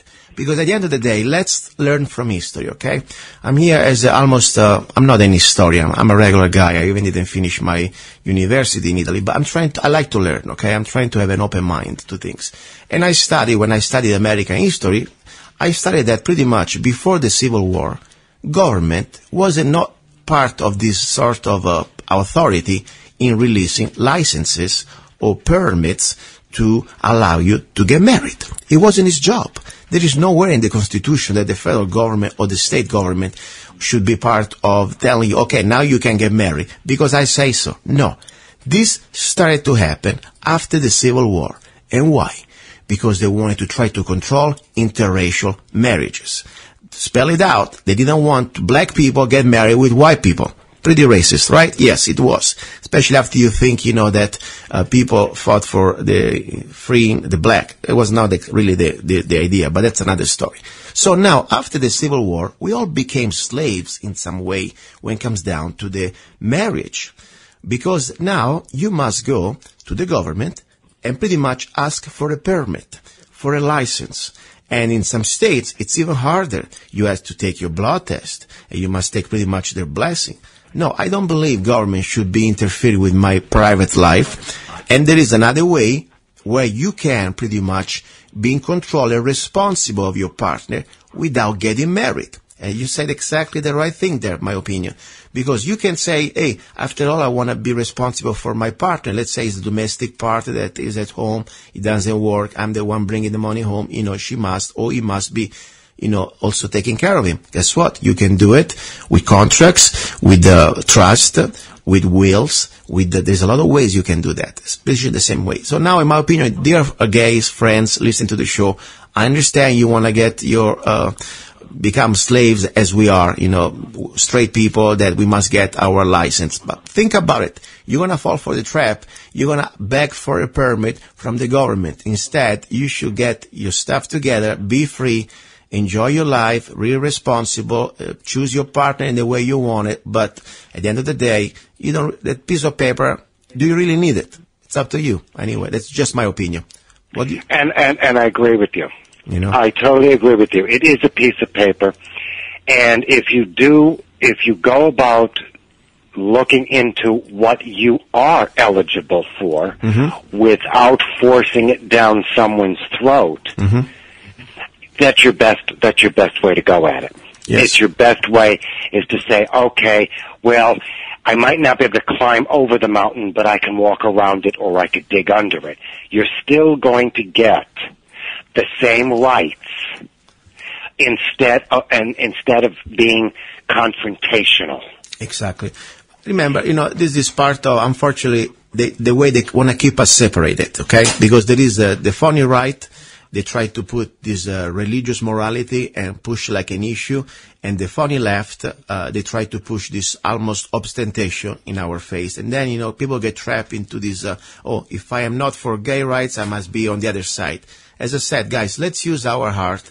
Let's use this basic rule. We're supposed to have right to choose how to use our body, being responsible, of course. After all, if I do something wrong, I'm supposed to be responsible for my own actions. But at the same time, I should do everything I want until I do not infringe on other people's rights. So the same topic for me, it's smoking pot, okay? I don't smoke anything. I don't even smoke cigarettes. I can stand them. I don't take even, aspirates. But I believe in the privacy of your home, in the safety of your home. You should be pretty much defended by any type of intrusion. The government should have no business. If you can afford it, you should be able to smoke not just marijuana. You should be able to smoke rat poison if that's the way you want to live your life. And of course, you pay the consequences. That's my point. And the point is, what type of right do we have to tell somebody else how to live their life if they do not influence or if they do not, interfere with our life? That's all I'm saying. And I agree with you. Anyway. Totally agree with you, Luca. It's a personal thing. It's a personal responsibility. Exactly. And I believe that the government should stay out of the personal lives of their people. Exactly. Now, we got you going already with the beautiful revolver pretty soon. I already can see it. Nice in a box, maybe a nice 357, 5 shooters, maybe 2 inches barrel. And now we need also to think about something for home defense. It's called a shotgun. As I said, normally the revolver is something very good that you can carry with you, and it's great for the personal defense. Now, for your castle, you need a shotgun. Did you ever thought with your partner to buy a shotgun for your home? We never talked about it. Okay. We've talked about the handgun, okay, but we never talked about the shotgun. Let's talk 1 second. First of all, I think the handgun is the best way. It's the first thing because it's small, and they are, especially, the shotgun, it's simple too, but like everything, you need some training, Maybe it looks more intimidating because especially if you get like a shotgun with the 12 gauge, there is a little recoil, and then there is the pumping mechanism, to pump the shot shell. So let's start with the revolver. I would love to see you guys, let's start with one gun. I don't want to be too push. Maybe one gun. If you can get both of you a gun, I may really break down and I may give you 2 memberships. How does it sound? Oh, that would be terrific. Because That would be wonderful. Okay, because I really want to see you happy and with your guns and with your gun rights. And the point is, I always say, this is my I like to write little expression. Slaves are never armed. And that's part of human history. Think about it. Since the beginning of civilization, every empire, the first thing they did when they conquered somebody else, they always disarmed them. And my second part of the phrase, slaves are never armed, comma, I am not a slave. That's why I live in the state of Arizona. That's why I carry my weapon or my weapons every day since I moved to this state.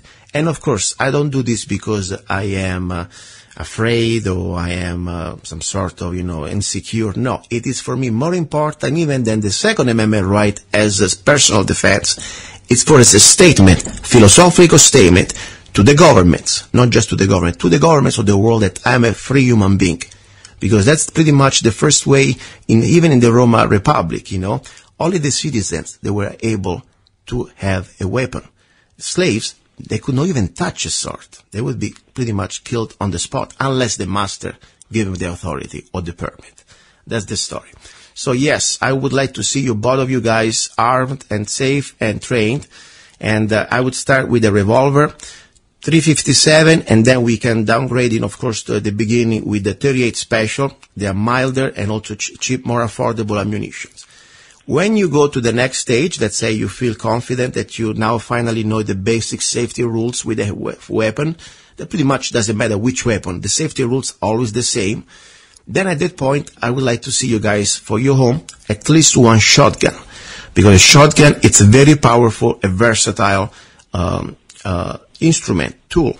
And you can get so many beautiful shotguns out there. But to keep it simple, I always say to my friends, the first shotgun I would suggest you for home defense, it's a Mossberg 590. There are, of course, different variations, the 590A1, but let's make it simple. A Big 5. Do you have Big 5 there, the Big 5 store? I don't know. I Okay. don't know. I mean, we have a lot of gun stores. We have a Dunkelberger's. There's a gun store that a mutual friend of ours. He got several guns from them. I don't know their names. Okay, no right problem. You can offhand. get the Mossberg 590 everywhere, okay? It's pretty much between $300 to $350. It's almost even more affordable than a handgun, okay? Normally a semi-automatic handgun costs you about at least $400, $500, okay? You can get a beautiful Mossberg 590 A1, and that one could be a great. First of all, it would be fun, really, guys. You can go out and enjoy the outdoors. But more important is a tool. You know what happened in the moment of turmoil, civil unrest. I mean, do you live in a big city, for example? I mean, where do you live? We're on the outskirts of Philadelphia. Okay. I've never been there. On the outskirts. It's a big town, Philadelphia, I guess, right? Yes. Philadelphia is a big city. I mean, let's say that is tomorrow a big mess. Like they cut off all the social security or all benefits, and people desperately they start to go crazy. People go crazy even when they're not desperate. Imagine if they really get desperate. What happened? I mean, they start to break into people's homes. You remember what happened in Los Angeles in the 90s? There was in the neighborhood was terrible. I mean, you need to have something more powerful than just a handgun to defend your castle. And the shotgun, in my opinion, it's a great way to do it. The 590A1, what I would suggest you as the ideal shotgun, if you want to write it down, the 590 period is a great shotgun from Mossberg. There is the variation, it's called A1. It's military grade. It's a heavy barrel. It's pretty much a standard approved by the U.S. Marines. When you buy a shotgun like that, it's going to last you a lifetime, okay? I would get the one with the shorter barrel, 18.5 inches, okay? Barrel. It's the minimum barrel to buy by law without getting the federal permit, for smaller weapons. We don't want to go there. This is out of the box, nothing.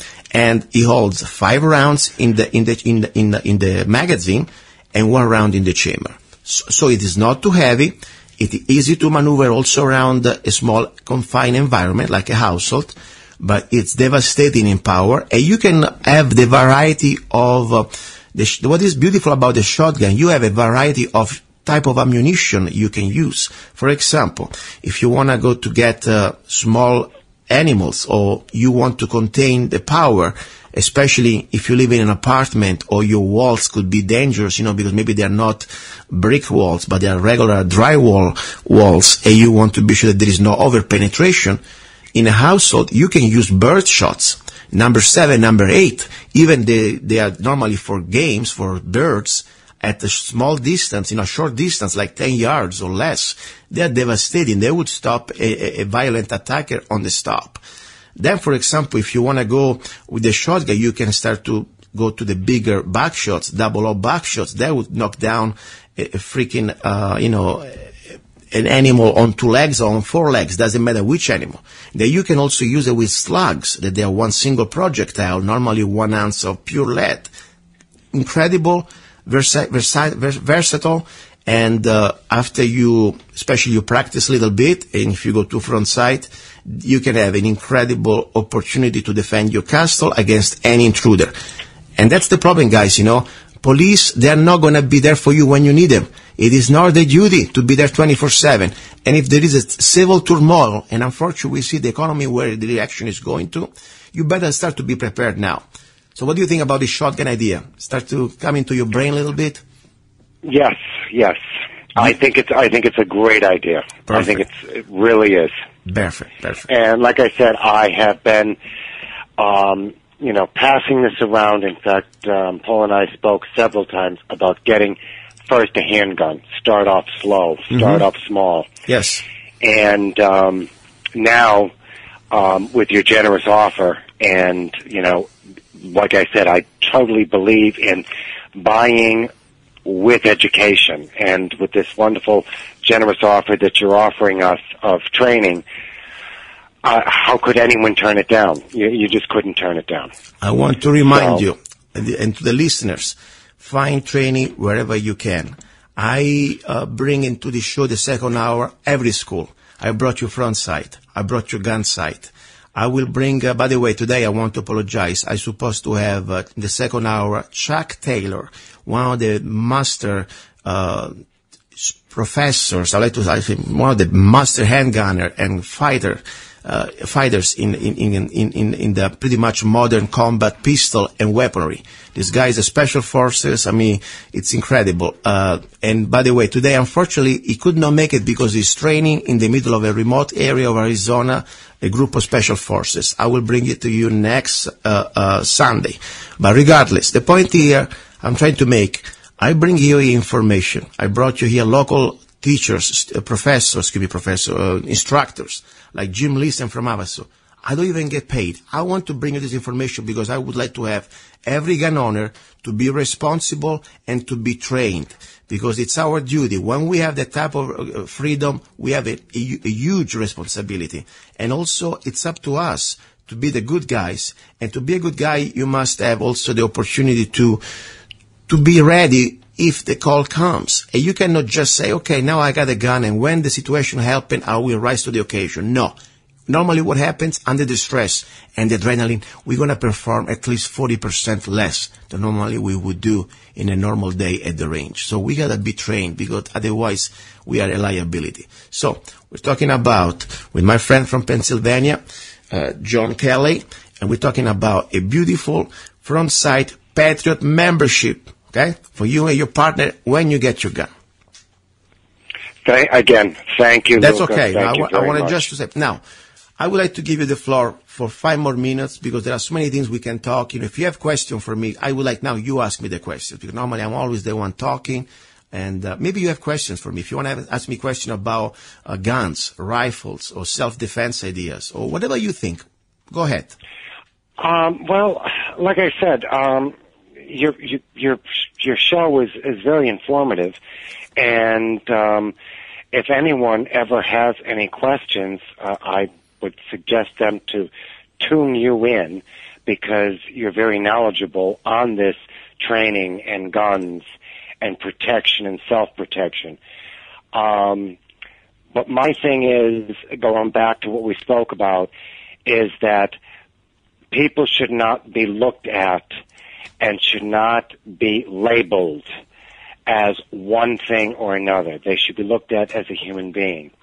And with my last words, and my humble opinion is, if this country, all walks of life, men, women, children, all colors, all creeds, all spiritual beliefs, all sexualities, do not join together and instead being divided, start unifying, then this country is not going to be the country we remembered, nor our parents, nor our grandparents. I could have not said better. I completely agree, and that's why I'm so glad, I brought you on the show here. We had a chance to know each other a little better, and this is exactly the ideal American I was looking for when I came to this country. A person that believes in freedom, believes in respecting each other, and we must unite together for the protection of this republic. Now, only thing I'm not agree, I'm not an expert. I call myself a professional student, but I appreciate your compliment, okay? Thank you very much. I do. As I call myself, I'm a professional student because after all, we do not know everything. It's like a journey. We start this long journey and we try always to learn something new. I learn sometimes, I like to do, when I have time on Sunday, I like to go to the range and I put my call out and my listeners or friends, and I say, guys, if you want to come, let's train together. And I don't know, I'm not an expert like an instructor. That means I don't do this for a living, but I know more than the average person. I understand that. After all, I did several classes front site. I'm a life member. I distinguish graduate pretty much every time I go now. So I realize I am probably in a good higher percentage of gun ownership when it comes down to training. But I realize that I always learn something new every time I go, even when I talk to people that know less than me, because there is always some aspect of things that you don't think or something you discover or you learn. So it's an incredible journey learning together. Now, talking about learning together, talking a little bit about gun rights. Did you heard the story about the ATF that just a couple of weeks ago, they were trying to ban pretty much a special ammunition that is not a special, it's a 5.56 .223, they call it a green tip, just because Obama says so and the ATF say so, and he didn't go through that plot. Did you heard about this attempt? Yes, I did. And like I said, if people really look at the situation and if they really pay attention, you'd have to realize something, that our government, which I like to call an oligarchy, a regime. Yes, it is.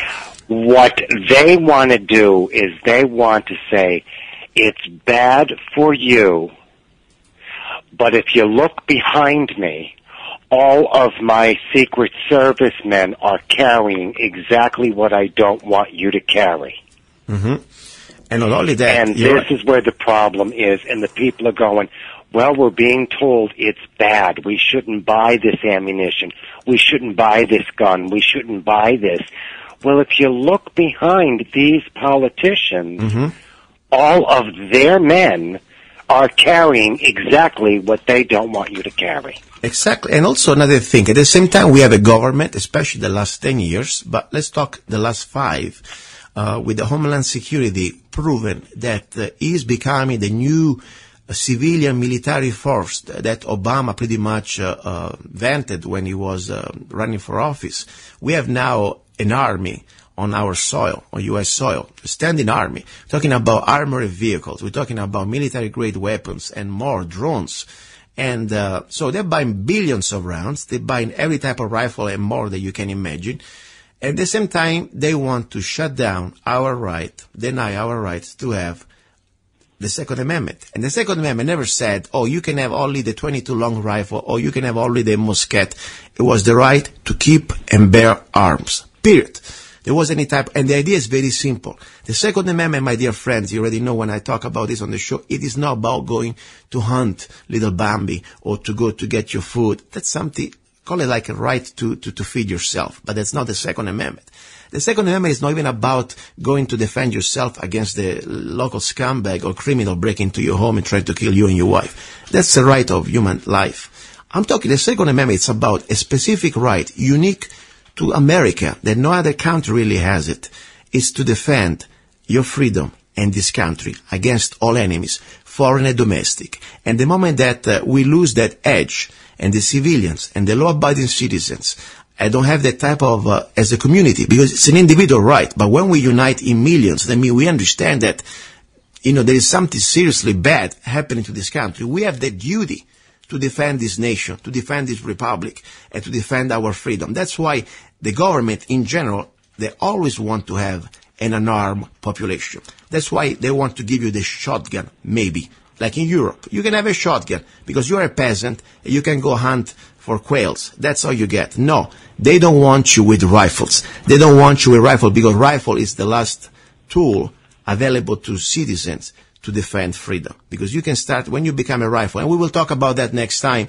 By the way, John, I would like to explore also the idea to buy a little rifle for you, your partner, because a rifle is the way you become a rifleman and you can defend freedom. But let's start, first of all, with a beautiful handgun. You, your partner, you send me an email with your photo, and you got a free ride to Frontside, Nevada. All right.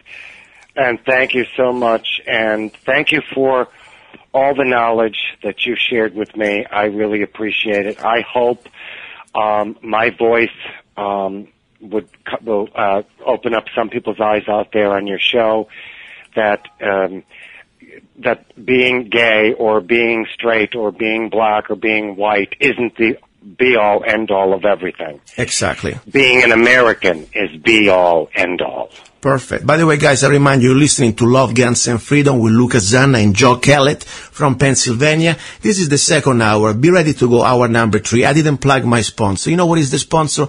Just to let you know, John, I always say to my listeners, this is the show that is supported by listeners. I always accept sponsors, of course, but you see, I talk about things normally, regular commercial show they're not allowed to talk. Seriously, if you're not in one of those two left or right paradigm, they pretty much say, what are you doing? You're not meat, no fish. Exactly. I'm about freedom. So my first sponsor, it's the listeners. What I do, by the way, I write songs for a living, and people can support this show simply just going to my website, www.zanna.us.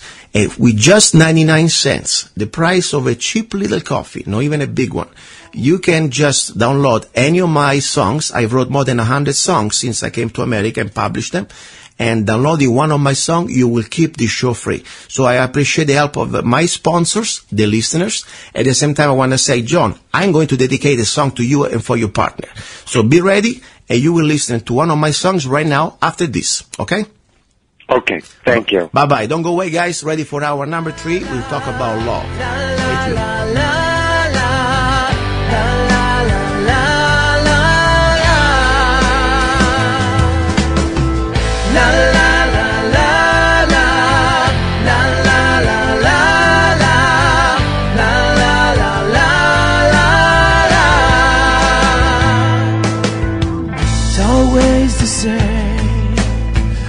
Little every day, they're sucking our blood, they're stealing our lives away. If we are too busy, we're too afraid, we're already lost our soul, we're already their slaves. Now is the time to stand for our rights. Now is the time to pray and fight. Fight! Revolution, rebirth of a nation. Now it's our time to show who we really are. Revolution, a peaceful solution, but we're not afraid to stand for what is right. The day will come when we'll all be gone. What are we waiting for? let's live with honor. Let's go, they've pushed our limits. Where's our pride? Are we already dead? Or are we still alive? Look at the mirror, go find your soul. You are the answer now. You go! Revolution, rebirth of a nation. Now it's our time to show who we really are. Revolution, a peaceful solution. But we're not afraid to stand for what is right. Revolution, rebirth of a nation. Now it's our time.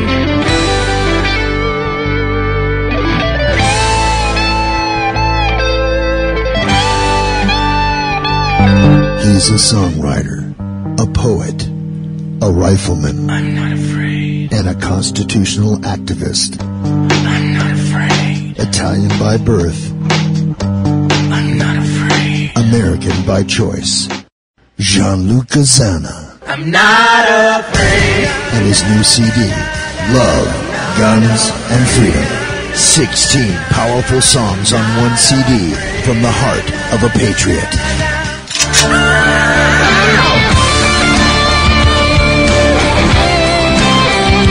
For download or to order the CD, go to www.lovegunsfreedom.com. That's www.lovegunsfreedom.com. Lyrics for your mind, music for your heart.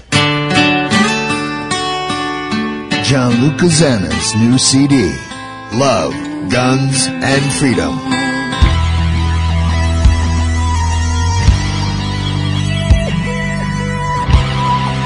You're listening to Love, Guns, and Freedom with Gianluca Zanna on Guerrilla Media Network. Have you ever met someone on an online dating site and thought, wow, this guy is perfect for me, or she is simply amazing, only to find out they were hiding a deep, dark secret? They plan to vote for Hillary. FreedomLovers.us was created for singles who want to exchange ideas and a love for freedom. People who are looking for solutions to create and defend freedom in the real world, and at the same time, getting that once-in-a-lifetime chance to find their true soulmate.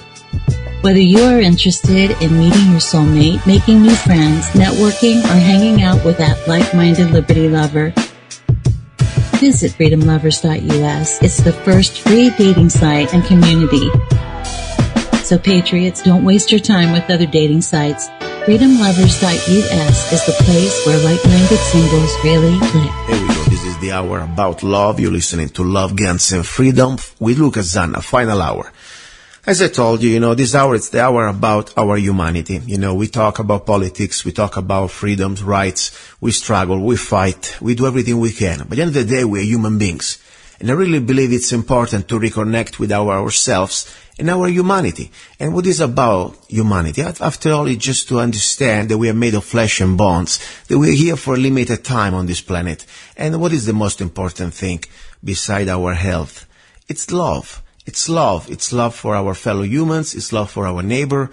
It's love for our family and love for our friends. In the years, I met a lot of great people since I came to America. And I met, of course, people especially in this activism, in this struggle for our rights, for our country, for our freedoms. And one of the people that I really remember with a lot of, nostalgic memories, it's a lady great lady from California, high desert. I used to live there, my last step before I left California to come to Arizona. And, it was just amazing because I realized that it wasn't just about us, the guys, doing the job. There are a lot of great women out there with us on the street, protesting, peacefully, try to defend this republic. And one of these ladies was Sandy. Sandy, she's also a listener of the show, And today I wanted to surprise her with a little serenade for a special occasion. And if she wants, she will say to you the occasion. Otherwise, we will just play this serenade, and we will have this great moment of kumbaya, and we will all love each other. Sandy, are you there? I'm here. Okay. How are you, first of all? I'm hanging in there, Luca. I know you're hanging there. And, let's start with the straight things, Let me just play this serenade for you. And this is, I want to go straight to the point, I don't like to mess around. First of all, this is the moment that I really enjoy doing things like that. And, you know what it means, a serenade. It's a romantic song. It's something just to normally used to do during the Renaissance time in Italy and also in other parts of Europe. The lover goes under the window of the woman and, normally hires a musician, singer, and they play the serenade. This tradition continue, of course, also during the centuries. Even now, still, there are in Italy people that would do serenades. So, guess what? You don't need to go to Italy, travel and go through the TSA and all this stress. I'll do the serenade for you via internet. How does it sound? Sounds wonderful. Okay. So tonight what I'll do for you, it's called Roma non fa la stupida stasera. That means Rome, don't be foolish tonight, okay? It's a romantic song that this man is singing to Rome pretty much, asking for help to conquer the heart of his beloved one, okay? Now let me start and let's see. And this is Roma non fa la stupida stasera, live by Luca Zanna. Roma non fa la stupida stasera, dammi una mano a fare di sì, scegli tutte le stelle più brillarelle che c'hai e un friccico di luna tutta per noi, fagli senti che quasi è primavera, mannali meglio grilli per fa cri cri, prestami il ponentino è più malandrino che c'hai, Roma regge Mermocolo stasera. This is dedicated to you, my dear friend, and this is live. You're listening to Love, Guns and Freedom with Luca Zanna, and this is for Sandy from California, that I really want that she must move to Arizona, hopefully. All right, Sandy, here we are. That was lovely. All right, that was something just for you, okay? I needed that. That lifted my heart and my spirit. All right, so guess what? I'll do every time you want, no problem. You have a special direct line with me. You can call me anytime. You're a little down, I'll sing a serenade for you, okay? Oh, I appreciate it, Luca. This is better than Obamacare. What do you think about it? Obamacare is something that, if you buy one of those policies, cut it up into little 5-inch squares and hang it by the toilet. Yeah, that's what Obamacare is worth. I know. What you just did was worth gold. Listen, all I said that I know next few days you have to go through some hardship or some important moment. All I wanted to say that even we are far away, in the distance, physical distance, but myself, my spirit, and my prayers are with you. That's all I wanted to say. I'll keep your thoughts with me on Monday. That's the day. So, but it's going to be fine. Okay. So anything you want to say, Sandy? Anything else before you go back to sleep? I know you're tired. You had a long day. Anything would you like to say to our listeners, or just in general, whatever you want? You have the floor. I just want to say that when something that seems unsurmountable comes your way, kick in the gear. When all this happened to me, this all came about within 2 weeks with my health, and I went into my Scandinavian mode. You remember Sandinator, right, Luca? And that's the tough part of me. And I handle things, and I got world-class care within just a matter of days. And now I'm going to be fine. So don't ever, ever let people who tell you can't, don't let them tell you that, because you can. And you just have to be tough. And that's exactly how I feel right now. And I've made this for myself, and I'm going to be okay, because I had to go in there and fight. Perfect. And I hope when after it's all done, I know you wanted to come to explore a little bit, the possibility to find maybe a new home, a new place here in Navajo County, Arizona. I really pray that as a little gift that you give to yourself, as you feel better, you're done with all this, you jump in the car and you take a ride and come here and let's find a place for you to relocate. I really want to. And I know you'll show me a couple of places, and it'll be nice to see you again when I do come up there. And it won't be that long, because I'm going to be back on my feet by the end of March. I'll be fine. Perfect. So listen, my prayer with you and for you, and please keep us posted, and thank you very much for listening to my serenade, okay? Oh, I loved it, Luca. Thank you.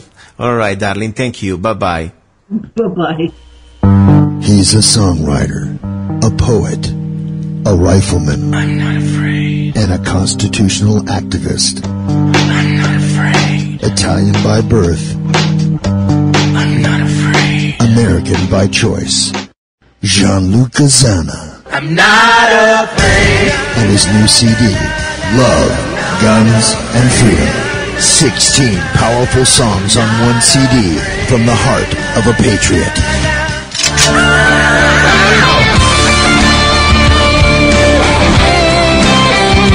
For download or to order the CD, go to www.lovegunsfreedom.com. That's www.lovegunsfreedom.com. Lyrics for your mind, music for your heart. Gianluca Zanna's new CD, Love, Guns, and Freedom. I was reading an article that I think is very important. I'm glad that there are reporters out there that they still try to bring out this type of evidence and facts. And this article talks about Obama's EPA now wants to prevent you from showering too long in hotels. This is by Warner Todd Houston. By the way, Warner is with us today. I'm very proud to have had the chance to have met him here, even just through this article. Warner, are you there? I am here. Thanks for having me. Nice to meet you. I really appreciate your work, by the way, and this is a very good journalism, regardless, this is called right-wing news. I don't care, because I'm not a right-wing. I'm here for freedom, guys. The point is, if we believe that we still have a republic, how is it possible that we have an EPA out of control that pretty much can legislate by, even laws, just by regulations? What do you think about, can you please, first of all, Warner, before we start, tell us a little bit about you, because you're a pretty much interesting character. Go ahead, give us a little bit about your background. Well, character to say the least, I think. Yes, but I like you. I like your work. Please, go ahead. Thank you. Well, I've been doing this since 2001, and I've been hired by Andrew Breitbart for his big sites before he passed away. And I've been doing this for quite a while. Been on all kinds of television and radio shows, and it's been quite a ride. But like you, one of my main focuses has always been a loss of freedom that this country is suffering under a constant onslaught of left-wing ideas since as far back as the turn of last century, even with Woodrow Wilson, and going on until Franklin Delano Roosevelt and ultimately the Great Society, and now we have the most left-wing president we've ever had in our history, Barack Obama. Yes. And, I agree with you. The point is, if you want to mention like the left in this case, that's fine. But let's not forget. That's why I try to put myself really like there is no more left or right. I believe there is right or wrong. There is liberty or tyranny. And look, for example, at Bush father, the man that started pretty much this New World Order concept, at least on the open. And he went down to Rio de Janeiro and signed the Agenda 21. Today, the seeds pretty much they've been becoming fruit out of this evil tree called Agenda 21, Obama, of course, is pretty much bringing us to a conclusion. But this EPA conclusion that pretty much now they tell us how much hot water we can use in this hotel, it is part of Agenda 21. Are you familiar with that?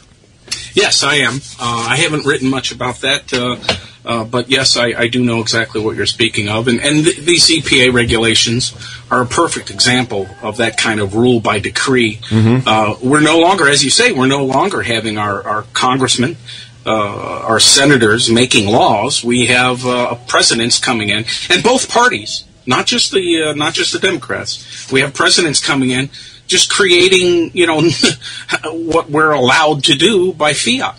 Yes.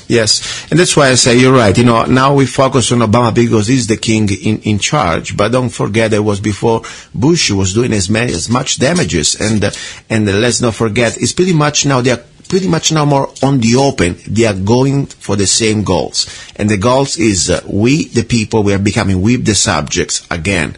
And in Europe, I'm sure you're already familiar probably that Agenda 21 is pretty much in full effective power. In Germany, for example, since next year, I guess, 2016, there will not be more allowed to be built regular homes.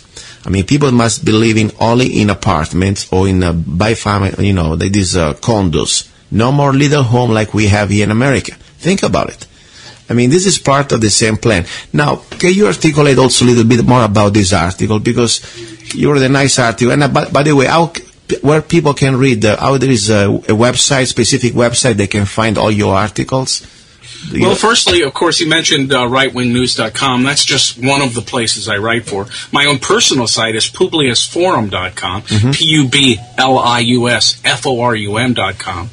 And, of course, as I said earlier, I work for Andrew Breitbart's sites, so you can catch me on, big government and big journalism and all those sites. But I show up at a lot of places, so really the best way to search for my work is to just put my full name into a search engine, and you'll see a lot of things. Warner Todd Huston, HUSTON, and you'll get all kinds of stuff. I've been doing this for a long time, so there's thousands of articles out there. Perfect. And, speaking about something that I think should be not about left or right, we should all agree on this one. I hope so. I hope even people on the left are going to have a little bit of dignity to understand that this is bad for everybody. Did you hear that Obama, his administration, just a couple of days ago, pretty much told us that by executive order, they are exempt by any type of FOIA, Freedom of Information Act. Are you familiar with that? Well, yeah, and we did have a story yesterday that proved that Obama has been the worst, president to ever hold office, and for FOIA requests. Mm-hmm. He refuses most of them, and has never refused more than Obama. No one has ever refused more than Obama in office. So we have a situation where we have a law that actually states that the government must tell reporters and good government groups, what's going on by releasing documents, and he's just ignoring it. Yeah, and this is, for me, this is the most disturbing part. I feel very frustrated these days. I'm sure like many of you guys, and probably even you, Warren, I feel sometimes like living in a nightmare, okay? Is this for real? Because there is a point that we are now on the open, that we have transitioned from a republic. Think about the Roman Republic from the last few days, when Julius Caesar pretty much crossed the Rubicon and said to the Senate, shut up, because now I'm king, pretty much, okay? And that's the story we are living now. And we realize that Congress, what is it doing? What are they doing, these people? Why do we have still Congress? Seriously, Warren, what do you think? I'm here, I was even born here, but I'm freaking out. You are here, you got kids. What's going on? What can we do? Well, the only thing we really can do is to start really paying attention and demanding that we have elected officials that stop making all these rules. Let's face it, the reason all of this is happening is because government feels that it can be involved in every level of our lives. And this is something that the founders absolutely stood against. The reason we have so many layers of government in this country is because the founders imagined that all those layers would compete enough with each other so much that that we would end up having less government interference in our lives because they would all be jealous of their own little, their little bailiwicks. But what has happened is the states have now completely buckled under to the federal government, and we have exactly what the founders didn't want, which was an all-supreme federal government running everything. Listen, to the listeners, this show is going to be on the air, but also it's going to be on the internet and also YouTube. So some way, somewhere in the future, maybe you can still listen to this broadcasting. I beg to everybody, I don't care which party you are, but I beg especially people that supported this fraud called Obama. Don't be full of pride, please. Be somebody that cares about freedom. I beg you to step up, to admit that we've been pretty much frauded. Like, we've been frauded with Bush a long time ago. I got this immediately, but that's another story. When somebody starts to realize that this man at the White House is no more part of our republic, but is a tyrant. That's all he's doing. And is pretty much now ruling by edict. And more important, is secrecy. It's pretty much out of control and unlawful, by the way. He's breaking federal laws and federal statutes. Think about it when next time it's going to be probably a Republican doing the same things. We got to do something right now as Americans, stopping this criminal in the White House. The first way we should scream out loud and point the finger out and not being afraid. And I beg all the Democrats, regardless of our difference of opinions on economics or whatever, if you agree that this person in the White House is acting fine, you are supporting Hitler, you are supporting Mussolini, okay? You are supporting now Mao Zedong. Admit that, and we can live with that. At least we know you are enemy, and I'm your enemy. But if we're still Americans, I beg you, denounce these tyrannical acts of Mr. Obama. Please, I would like to say something about... I would like you to say something, because I'm pretty devastated the last few days. I'm just telling you, Warner. For me, it's kind of a shock coming from another country like America. Even I've been here for a long time, 16 years, and I became an American about 10 years ago. It's kind of a shock to see the last place I found in the world that I had hope to still be some sort of a semi-free man. I don't say a completely free, but we are losing it all. And we are losing it all because people that are getting too arrogant to admit their mistakes or too stupid even to see through. From both sides. I don't care which party. Well, I think your last point there is really one of the more important ones. They're too stupid, quote unquote, to see it. I wouldn't say stupid, but they're just uneducated. Yeah. We're constantly pumping out millions of good little socialist children out of our schools because conservatives, people that have a right of center opinion or people that have an originalist opinion based on the Constitution and our founding, have ceded the ground of our education establishment to the extreme left, not the center left, but the extreme left. We have schools now that are touting this hands-up nonsense. I just wrote today of a school that is teaching kids to say the Pledge of Allegiance in Arabic. Oh my God. And saying one nation under Allah instead of one nation under God.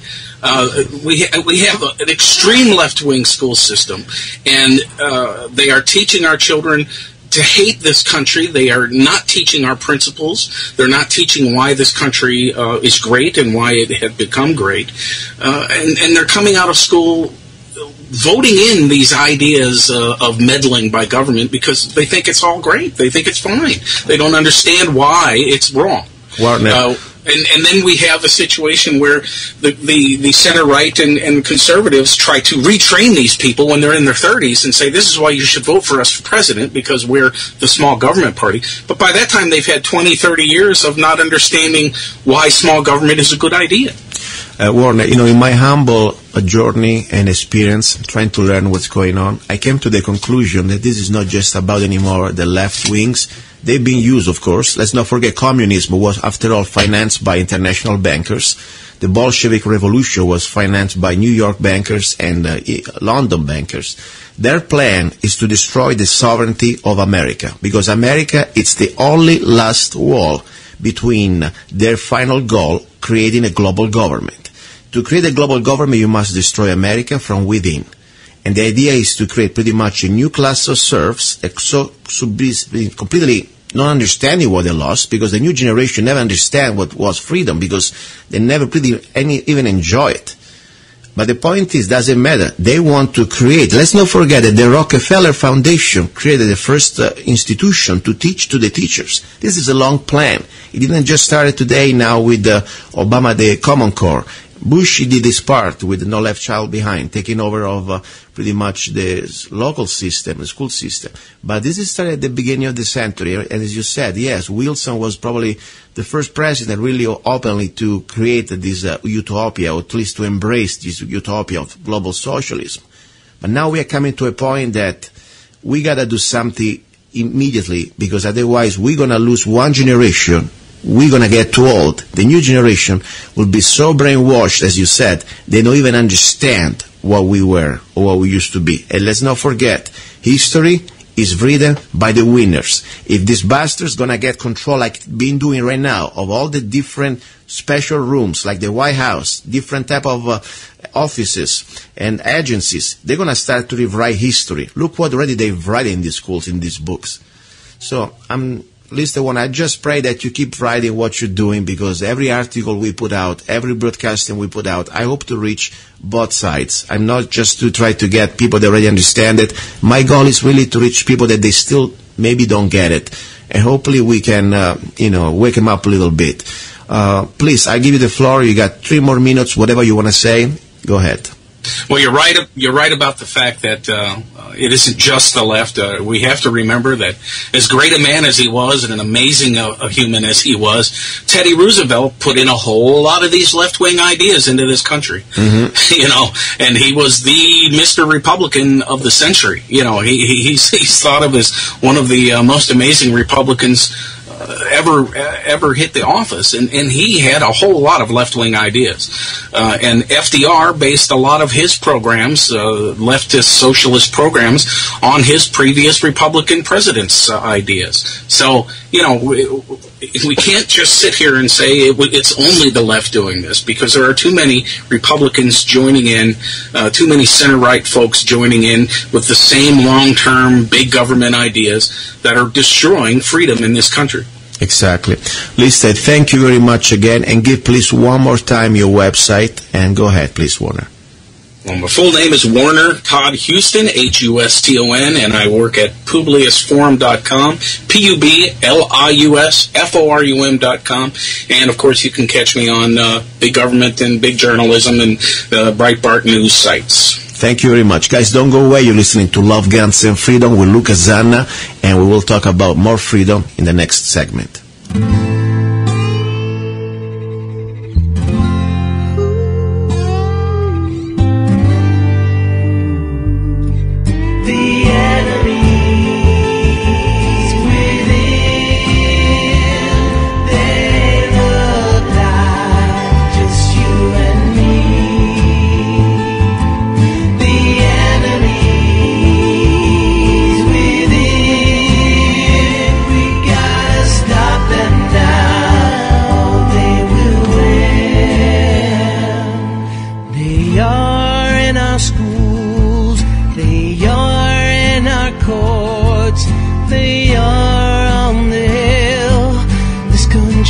Trying to kill, they eat off this plate, but all they feel is just hate.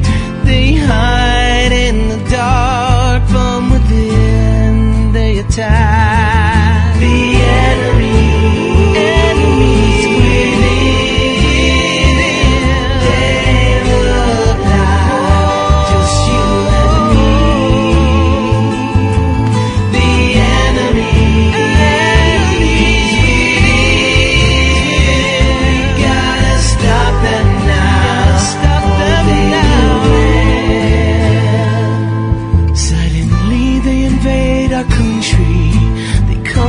Change our creeds.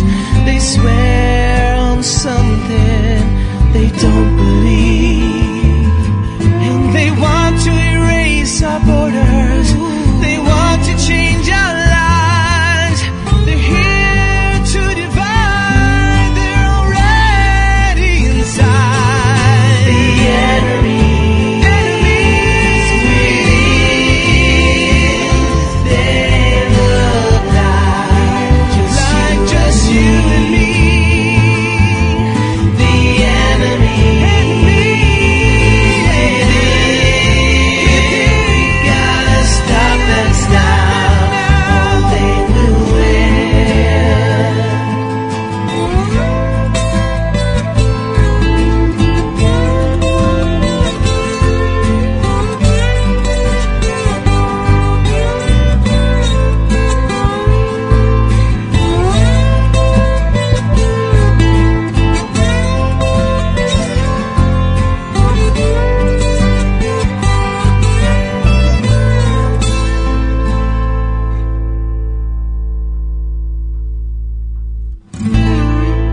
not afraid of you, because in God we trust. For America, we are ready to fight. For America, we are ready to die.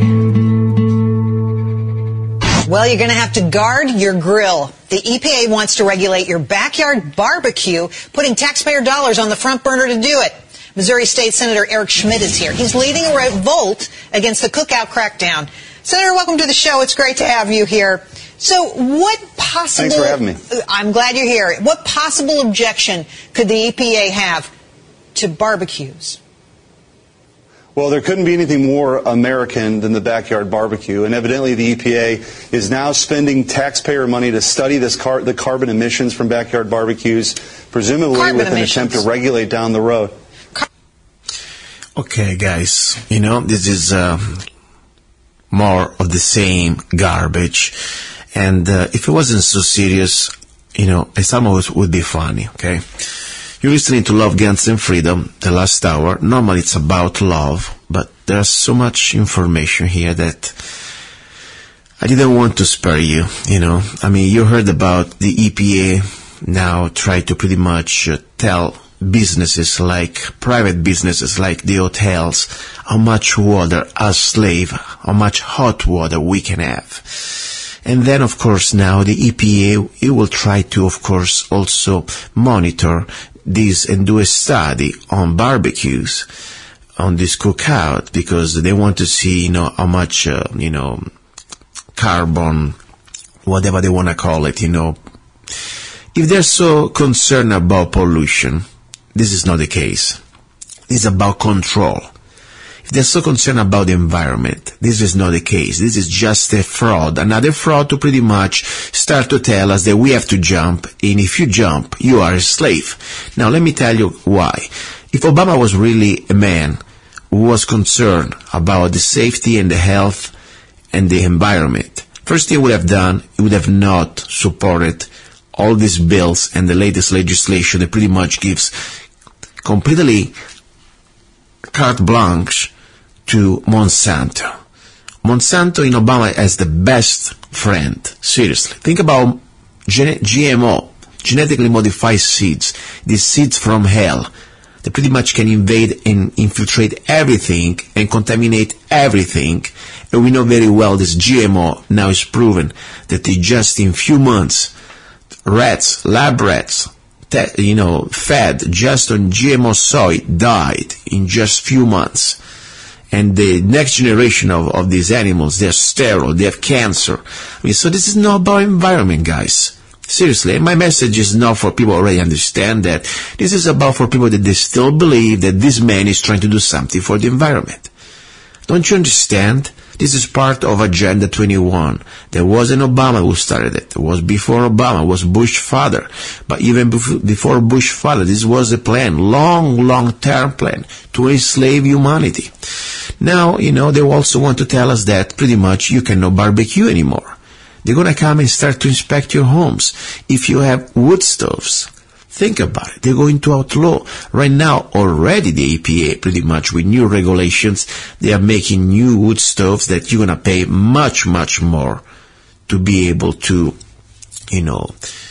these companies, manufacturing companies, to try to upgrade whatever system of filtration is going to be almost impossible to afford for average family, a wood stove. Some states out there, like Utah now, they try to even to completely outlaw, because this is all a pressure coming from Washington. So what I can say, guys, this is disturbing, and it's more than just the environment. This is about completely try to enslave humanity. And of course, this is not just an American problem. This is a problem already started in Europe and around the world. The problem is that now we are the last nation to still try to hold the line, because we have a Bill of Rights.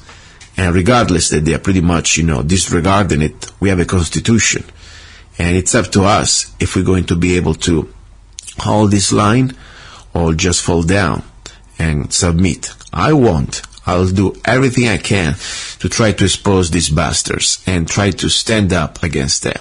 Now, let's not forget, guys, this show, as I said, I would like to talk about love, because this is pretty much the hour about love and recipes, okay, and music and relaxing a little bit. But it's kind of hard when you see the big picture of what's going on, and there is so much going on now in the next few months that I would like sometimes almost to, I don't know, just get drunk and forget about it, but it is not possible. I mean, it's okay once in a while to take a couple drinks and relax. I think it's humanly almost healthy, because we need to recuperate, otherwise we will lose our mind. But we cannot ignore this train that is pretty much is loaded and it's fast and it's coming towards us so fast that if we don't do something, regardless, you can put your head in the sand, the train is still going to hit you.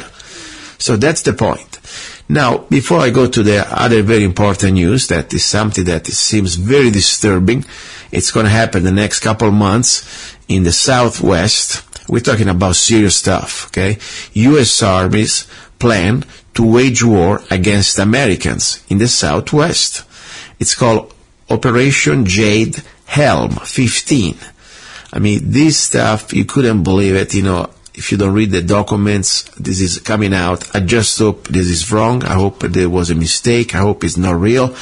But after what we understand what's going on right now, the evidence, it's overwhelming. Now, before we go into that, let's talk about one moment, a little bit of something a little more peaceful.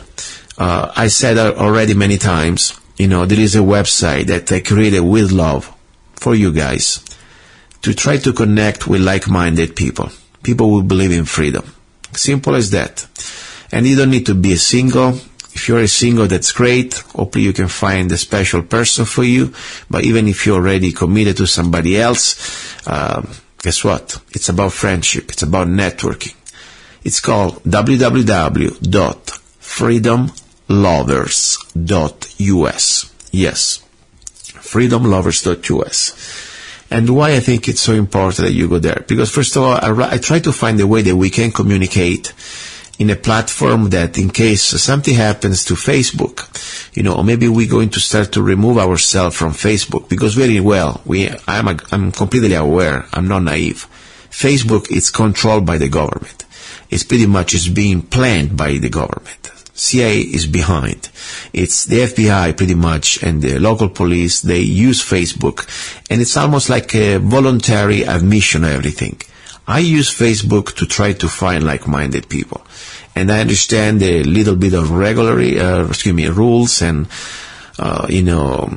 privacy that doesn't exist anyway. They can pretty much get all your contents, whatever. I use this instrument of control against them, try to find like-minded people. That's the point. But I'm not naive. I also understand that my account on Facebook can be pretty much being dropped and shut down anytime. So I created this website, freedomlovers.us. It is 100% free, guys, okay? I mean, somebody has to pay. I'm the one that paid for it, okay? But for you guys, it's free. And what I'm saying, join, create an account. We can be in touch, we can exchange ideas, and hopefully, there is not going to be an emergency, but if we have an emergency, I hope we can have also a chance to communicate. I would like to remind you that on freedomlovers.us, also we have a free chat room, we have also a free video messenger, so we can video message each other, and a free also phone, internet phone, so we can talk for free, completely. So please take a look at that. And also, my important thing about freedomlovers.us, I hope you can use it to share your messages, your blogs. You can create blogs, write articles, share information. Try to do it, please. I appreciate it. Now, before I go back to the news, one more time, this show, it is an act of love, as I said many times, but also, differently from other companies, like, for example, I don't know, even NPR, that is not a company, by the way, but it's broadcasting, national broadcasting, national propaganda radio, I call them. It's, it doesn't even ask you for money. They just extort them through the tax dollar, through the government, and millions and millions every year. Guess what?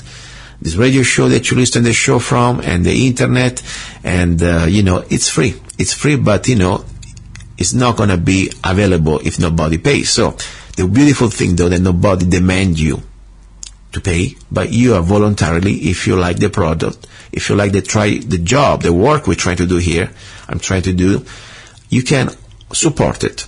First of all, I invite you to support the radio station with the local sponsors that you're listening, or the network also, for example, GMN, Guerrilla Media Network, support them too, because they will broadcast the show here twice at least. And then also, of course, don't forget to, if you can, more important, it's very simple. If you want to support the show, all you have to go to one of my websites. And now I'll give you another one, for example. Zanna, ZANNA, art.com. You can download any of my songs for just 99 cents or get my CDs. There's a beautiful special, just to let you know. You can get 4 CDs for, I think $20 or $24 plus free shipping. Just check it out. But it's pretty much at wholesale prices. And also there is other beautiful things that you can get. For example, I started to paint lately after many, many years, and I really enjoy it, by the way. And the way I paint, it is pretty much in tune with my beliefs, you know. I paint about freedom, I paint about guns, and about, of course, the enemies of freedom. And but, you know, if you don't want to get a painting, because maybe it could be more expensive or too expensive, guess what? The beautiful thing about my paintings, you set the price. You send me an offer. If I like it, here we go. We got a deal.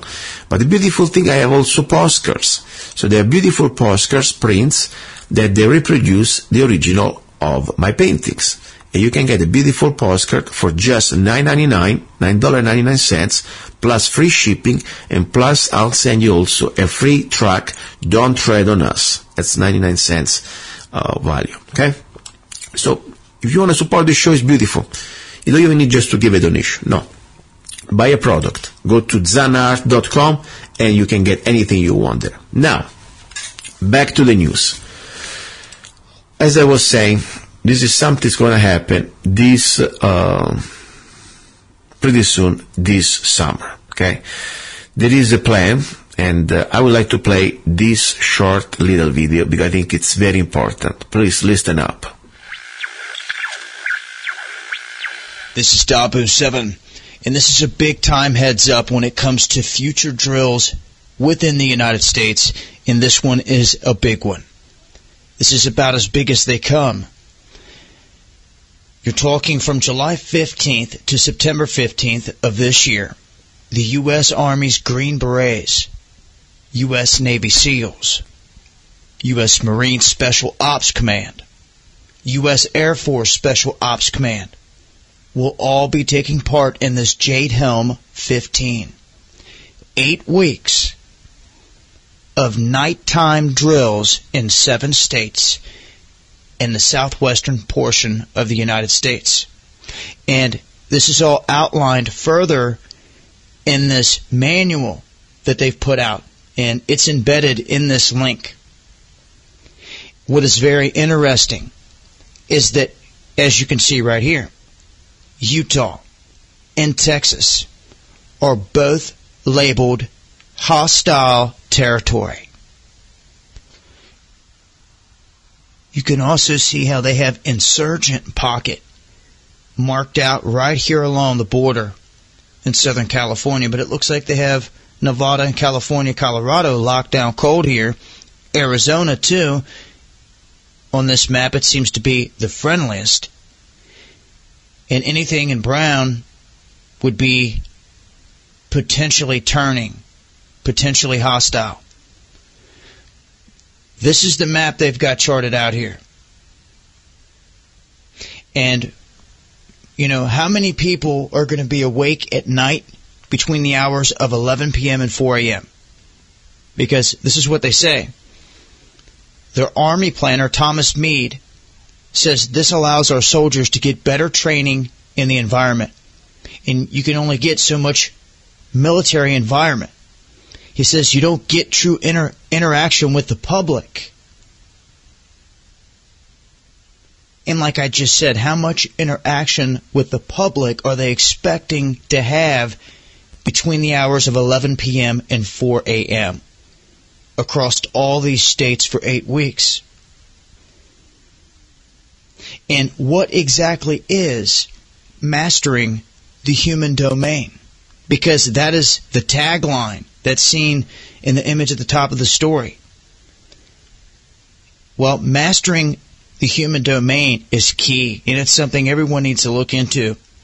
This is what several generals have emphasized as being the key determining factor in future conflicts. Now, this is defined for the purposes of this right here as physical, cultural, or social environments that exist within a conflict. Basically saying that they have to adapt to their environment, the uprising, adapt to the people around them, how they're reacting. And this is going to be going on for 8 weeks. So, 2 months, the latter half of this summer, there's going to be a massive drill going down across all these states, focusing on mastering the human domain. See? Jade Helm, mastering the human domain. Here we go. You just heard, this is just a YouTube channel that I like very much, is Debuhu777. And the bottom line is this, so this is an official document, at least it seems like to be a legitimate document. It's been released, it's not classified, and it's about U.S. Army Special Operations Command. I will post this document on the website lovegunsfreedom.com, today's show, because I want you to download it, and I want that pretty much you can make up your mind. I'm not trying to be alarmistic, I hope honestly that this is just maybe something that is not real. I hope so. The point is disturbing, and I mean disturbing what you can read in this document. Because first of all, let me tell you guys, this is not just something out of the blue. We have enough built up the last 15 years at least between the evidence that we know with Homeland Security and the militarization of police, the billions of rounds, and Obama, and the FEMA camps, the bills, the Congress bill about the FEMA camps, the creation of the FEMA camps, and the National Defense Authorization Act. I mean, it's all piled up there. And the Patriot Act. I mean, come on. We know also Obama now, they pretty much purged the last 5 years more than 200 top brass in our militaries. We are pretty much now living in a new America already. I mean, look, Obama is declaring himself as a king, and Congress pretty much is playing along. This is the time of Julius Caesar, or even better, Caligula, okay? And we're here. And there is a part of this America that this new world, this new type of social planning does not like. It's the American people that we believe in sovereignty. We believe in constitution. We believe in freedom. They don't want this. That's why they try to replace us with with this common core and the new generation. But meanwhile, they want us probably out. Now, I don't know exactly what's going to happen this summer in July 15 for these 8 weeks. But I tell you, the fact that if this is going to happen, even if these exercise, this training by the United States Special Forces, if they really are just United States Special Forces, this realistic military training, they call it RMT, Jade Helm 15.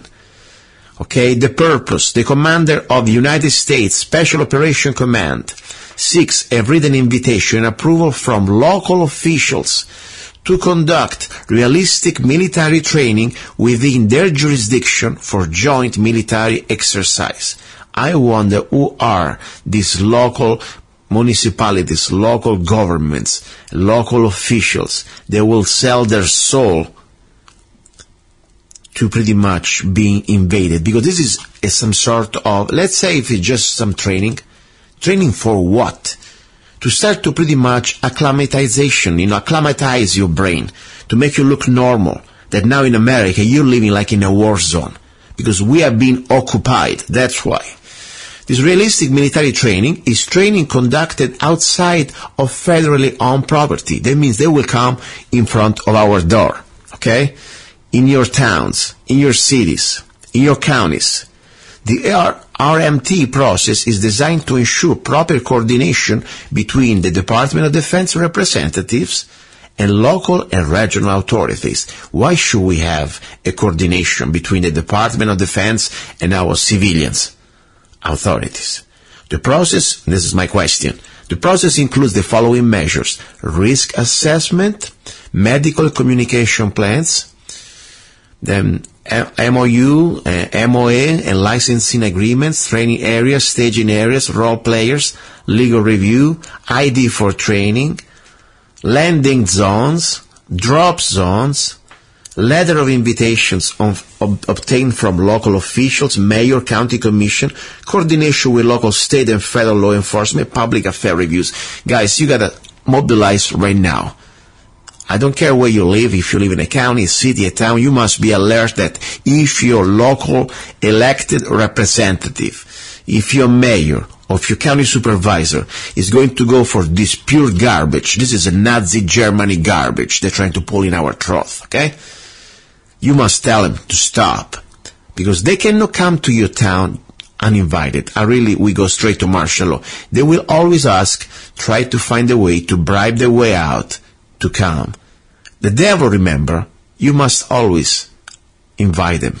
Otherwise, it's not going to come to you. You must invite them. You must let them in.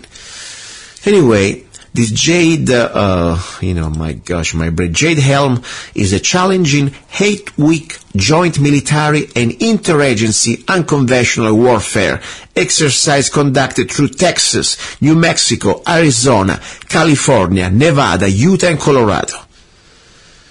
They come at night, by the way. This is going to be mostly, as you heard from Dabu 777, this operation is going to be happening at night. Why night? Because that's exactly when they come and get you and they put you in the trucks. That's why what happened in Germany, what happened in Italy under Mussolini. Night, it's always the best shield for evil. Seriously, guys, you want to laugh at me? That's fine. But you should be, as an American, ask yourself, when was the last time we had things like this? Especially now when we have a president that is out of control, that is no more a president, is acting as a king already. Just last week, he said that pretty much he's immune, he's above FOIA, he wrote an executive order that is completely, he doesn't even need to comply anymore with federal laws when it comes down to Freedom of Information Act. Think about it. Not even Bush, that he was a scumbag, he did that. Anyway, participants: U.S. Army Special Forces Command, Green Berets, U.S. Navy SEALs, USA Air Force Special Operation, U.S. Marine Special Operation. Remember, guys, they had, years ago, a test, the 29 Palms test. And pretty much for our Marines was the test: would you shoot on American people? And most of the soldiers said no. But guess what? Enough say yes, and that was more than 30 years ago. And guess what? Normally what happens now, when there are people like, soldiers that they comply with their test, and they pretty much follow the orders no matter what, guess what? They let them stay here. Our best men and women, that they remember their oath to uphold the Constitution, they send them overseas. I wouldn't be surprised. Anyway, exercise locations within Texas. You will see this document. I mean, it's pretty much it's something you can read yourself. And we have, of course, also Arizona, and Texas, of course, it is their main enemy. I mean, think about it. This is the federal government designed one of our states as an enemy. Okay? And so Utah is another enemy. So, guys, I wanted to enjoy a little bit this hour with what do you say, with the recipes and other things. Normally I do in this final hour, but I couldn't do it today because I think this information is too important, and it's a document that I invite you to read. I will upload it, the link, on lovegunsfreedom.com. It's going to be exactly for today's Sunday, March the 22nd show. And I think this is, unfortunately, is more important right now than my new pasta recipe or any other thing. Because, guys, if this is real, this is a warm-up. It may not happen this summer, but this is some sort of preparation for what's coming. This is rehearsal. They don't do things like this for no reasons. This operation costs millions of dollars. And this is not for some sort of deployment overseas. This is exactly stated for deployment here in America, my friends. So please listen to this warning. This is coming from a guy that was even born here, and I beg you to wake up and stop to bow down and melt down every time you see a uniform because you think this is the same uniform that your grandfathers wore. This is a new America you're living. Don't forget, please. It's now the line of defense against tyranny. It's up to us, we the people. And I hope our soldiers, our peace officers, they will never forget the oath to uphold their Constitution, this Constitution, and the Bill of Rights, and to stand with the American people. That's my only prayer. Now, I leave you with a song, and I pray to God that this document is just a fraud. I hope it is not real. I hope somebody made it up. But if this is real, even if nothing is going to happen this summer, it's disturbing. We have 8 weeks of military exercise training against states of this union in this training on U.S. soil by our federal government. This was everything for today. I'm exhausted. You're listening to Love, Guns, and Freedom with Luca, Zanna, and I'll leave you with a song, the message that I have for the New World Order and any other piece of garbage who will try to disarm the American people. Talk to you next Sunday, God's willing. Ciao.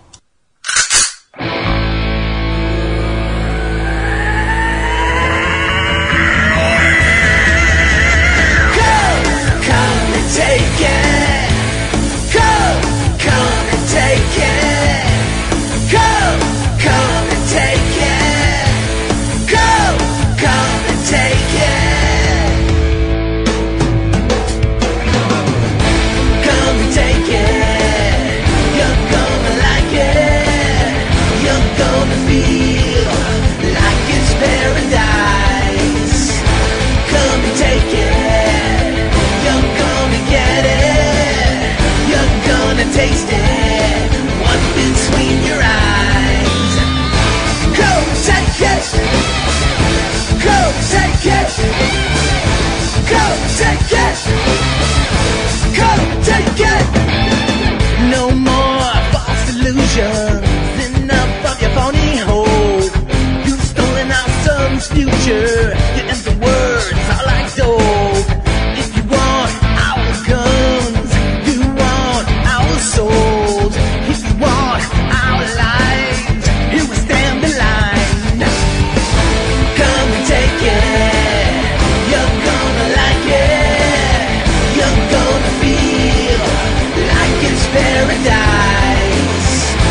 Come and take it, you're gonna get it.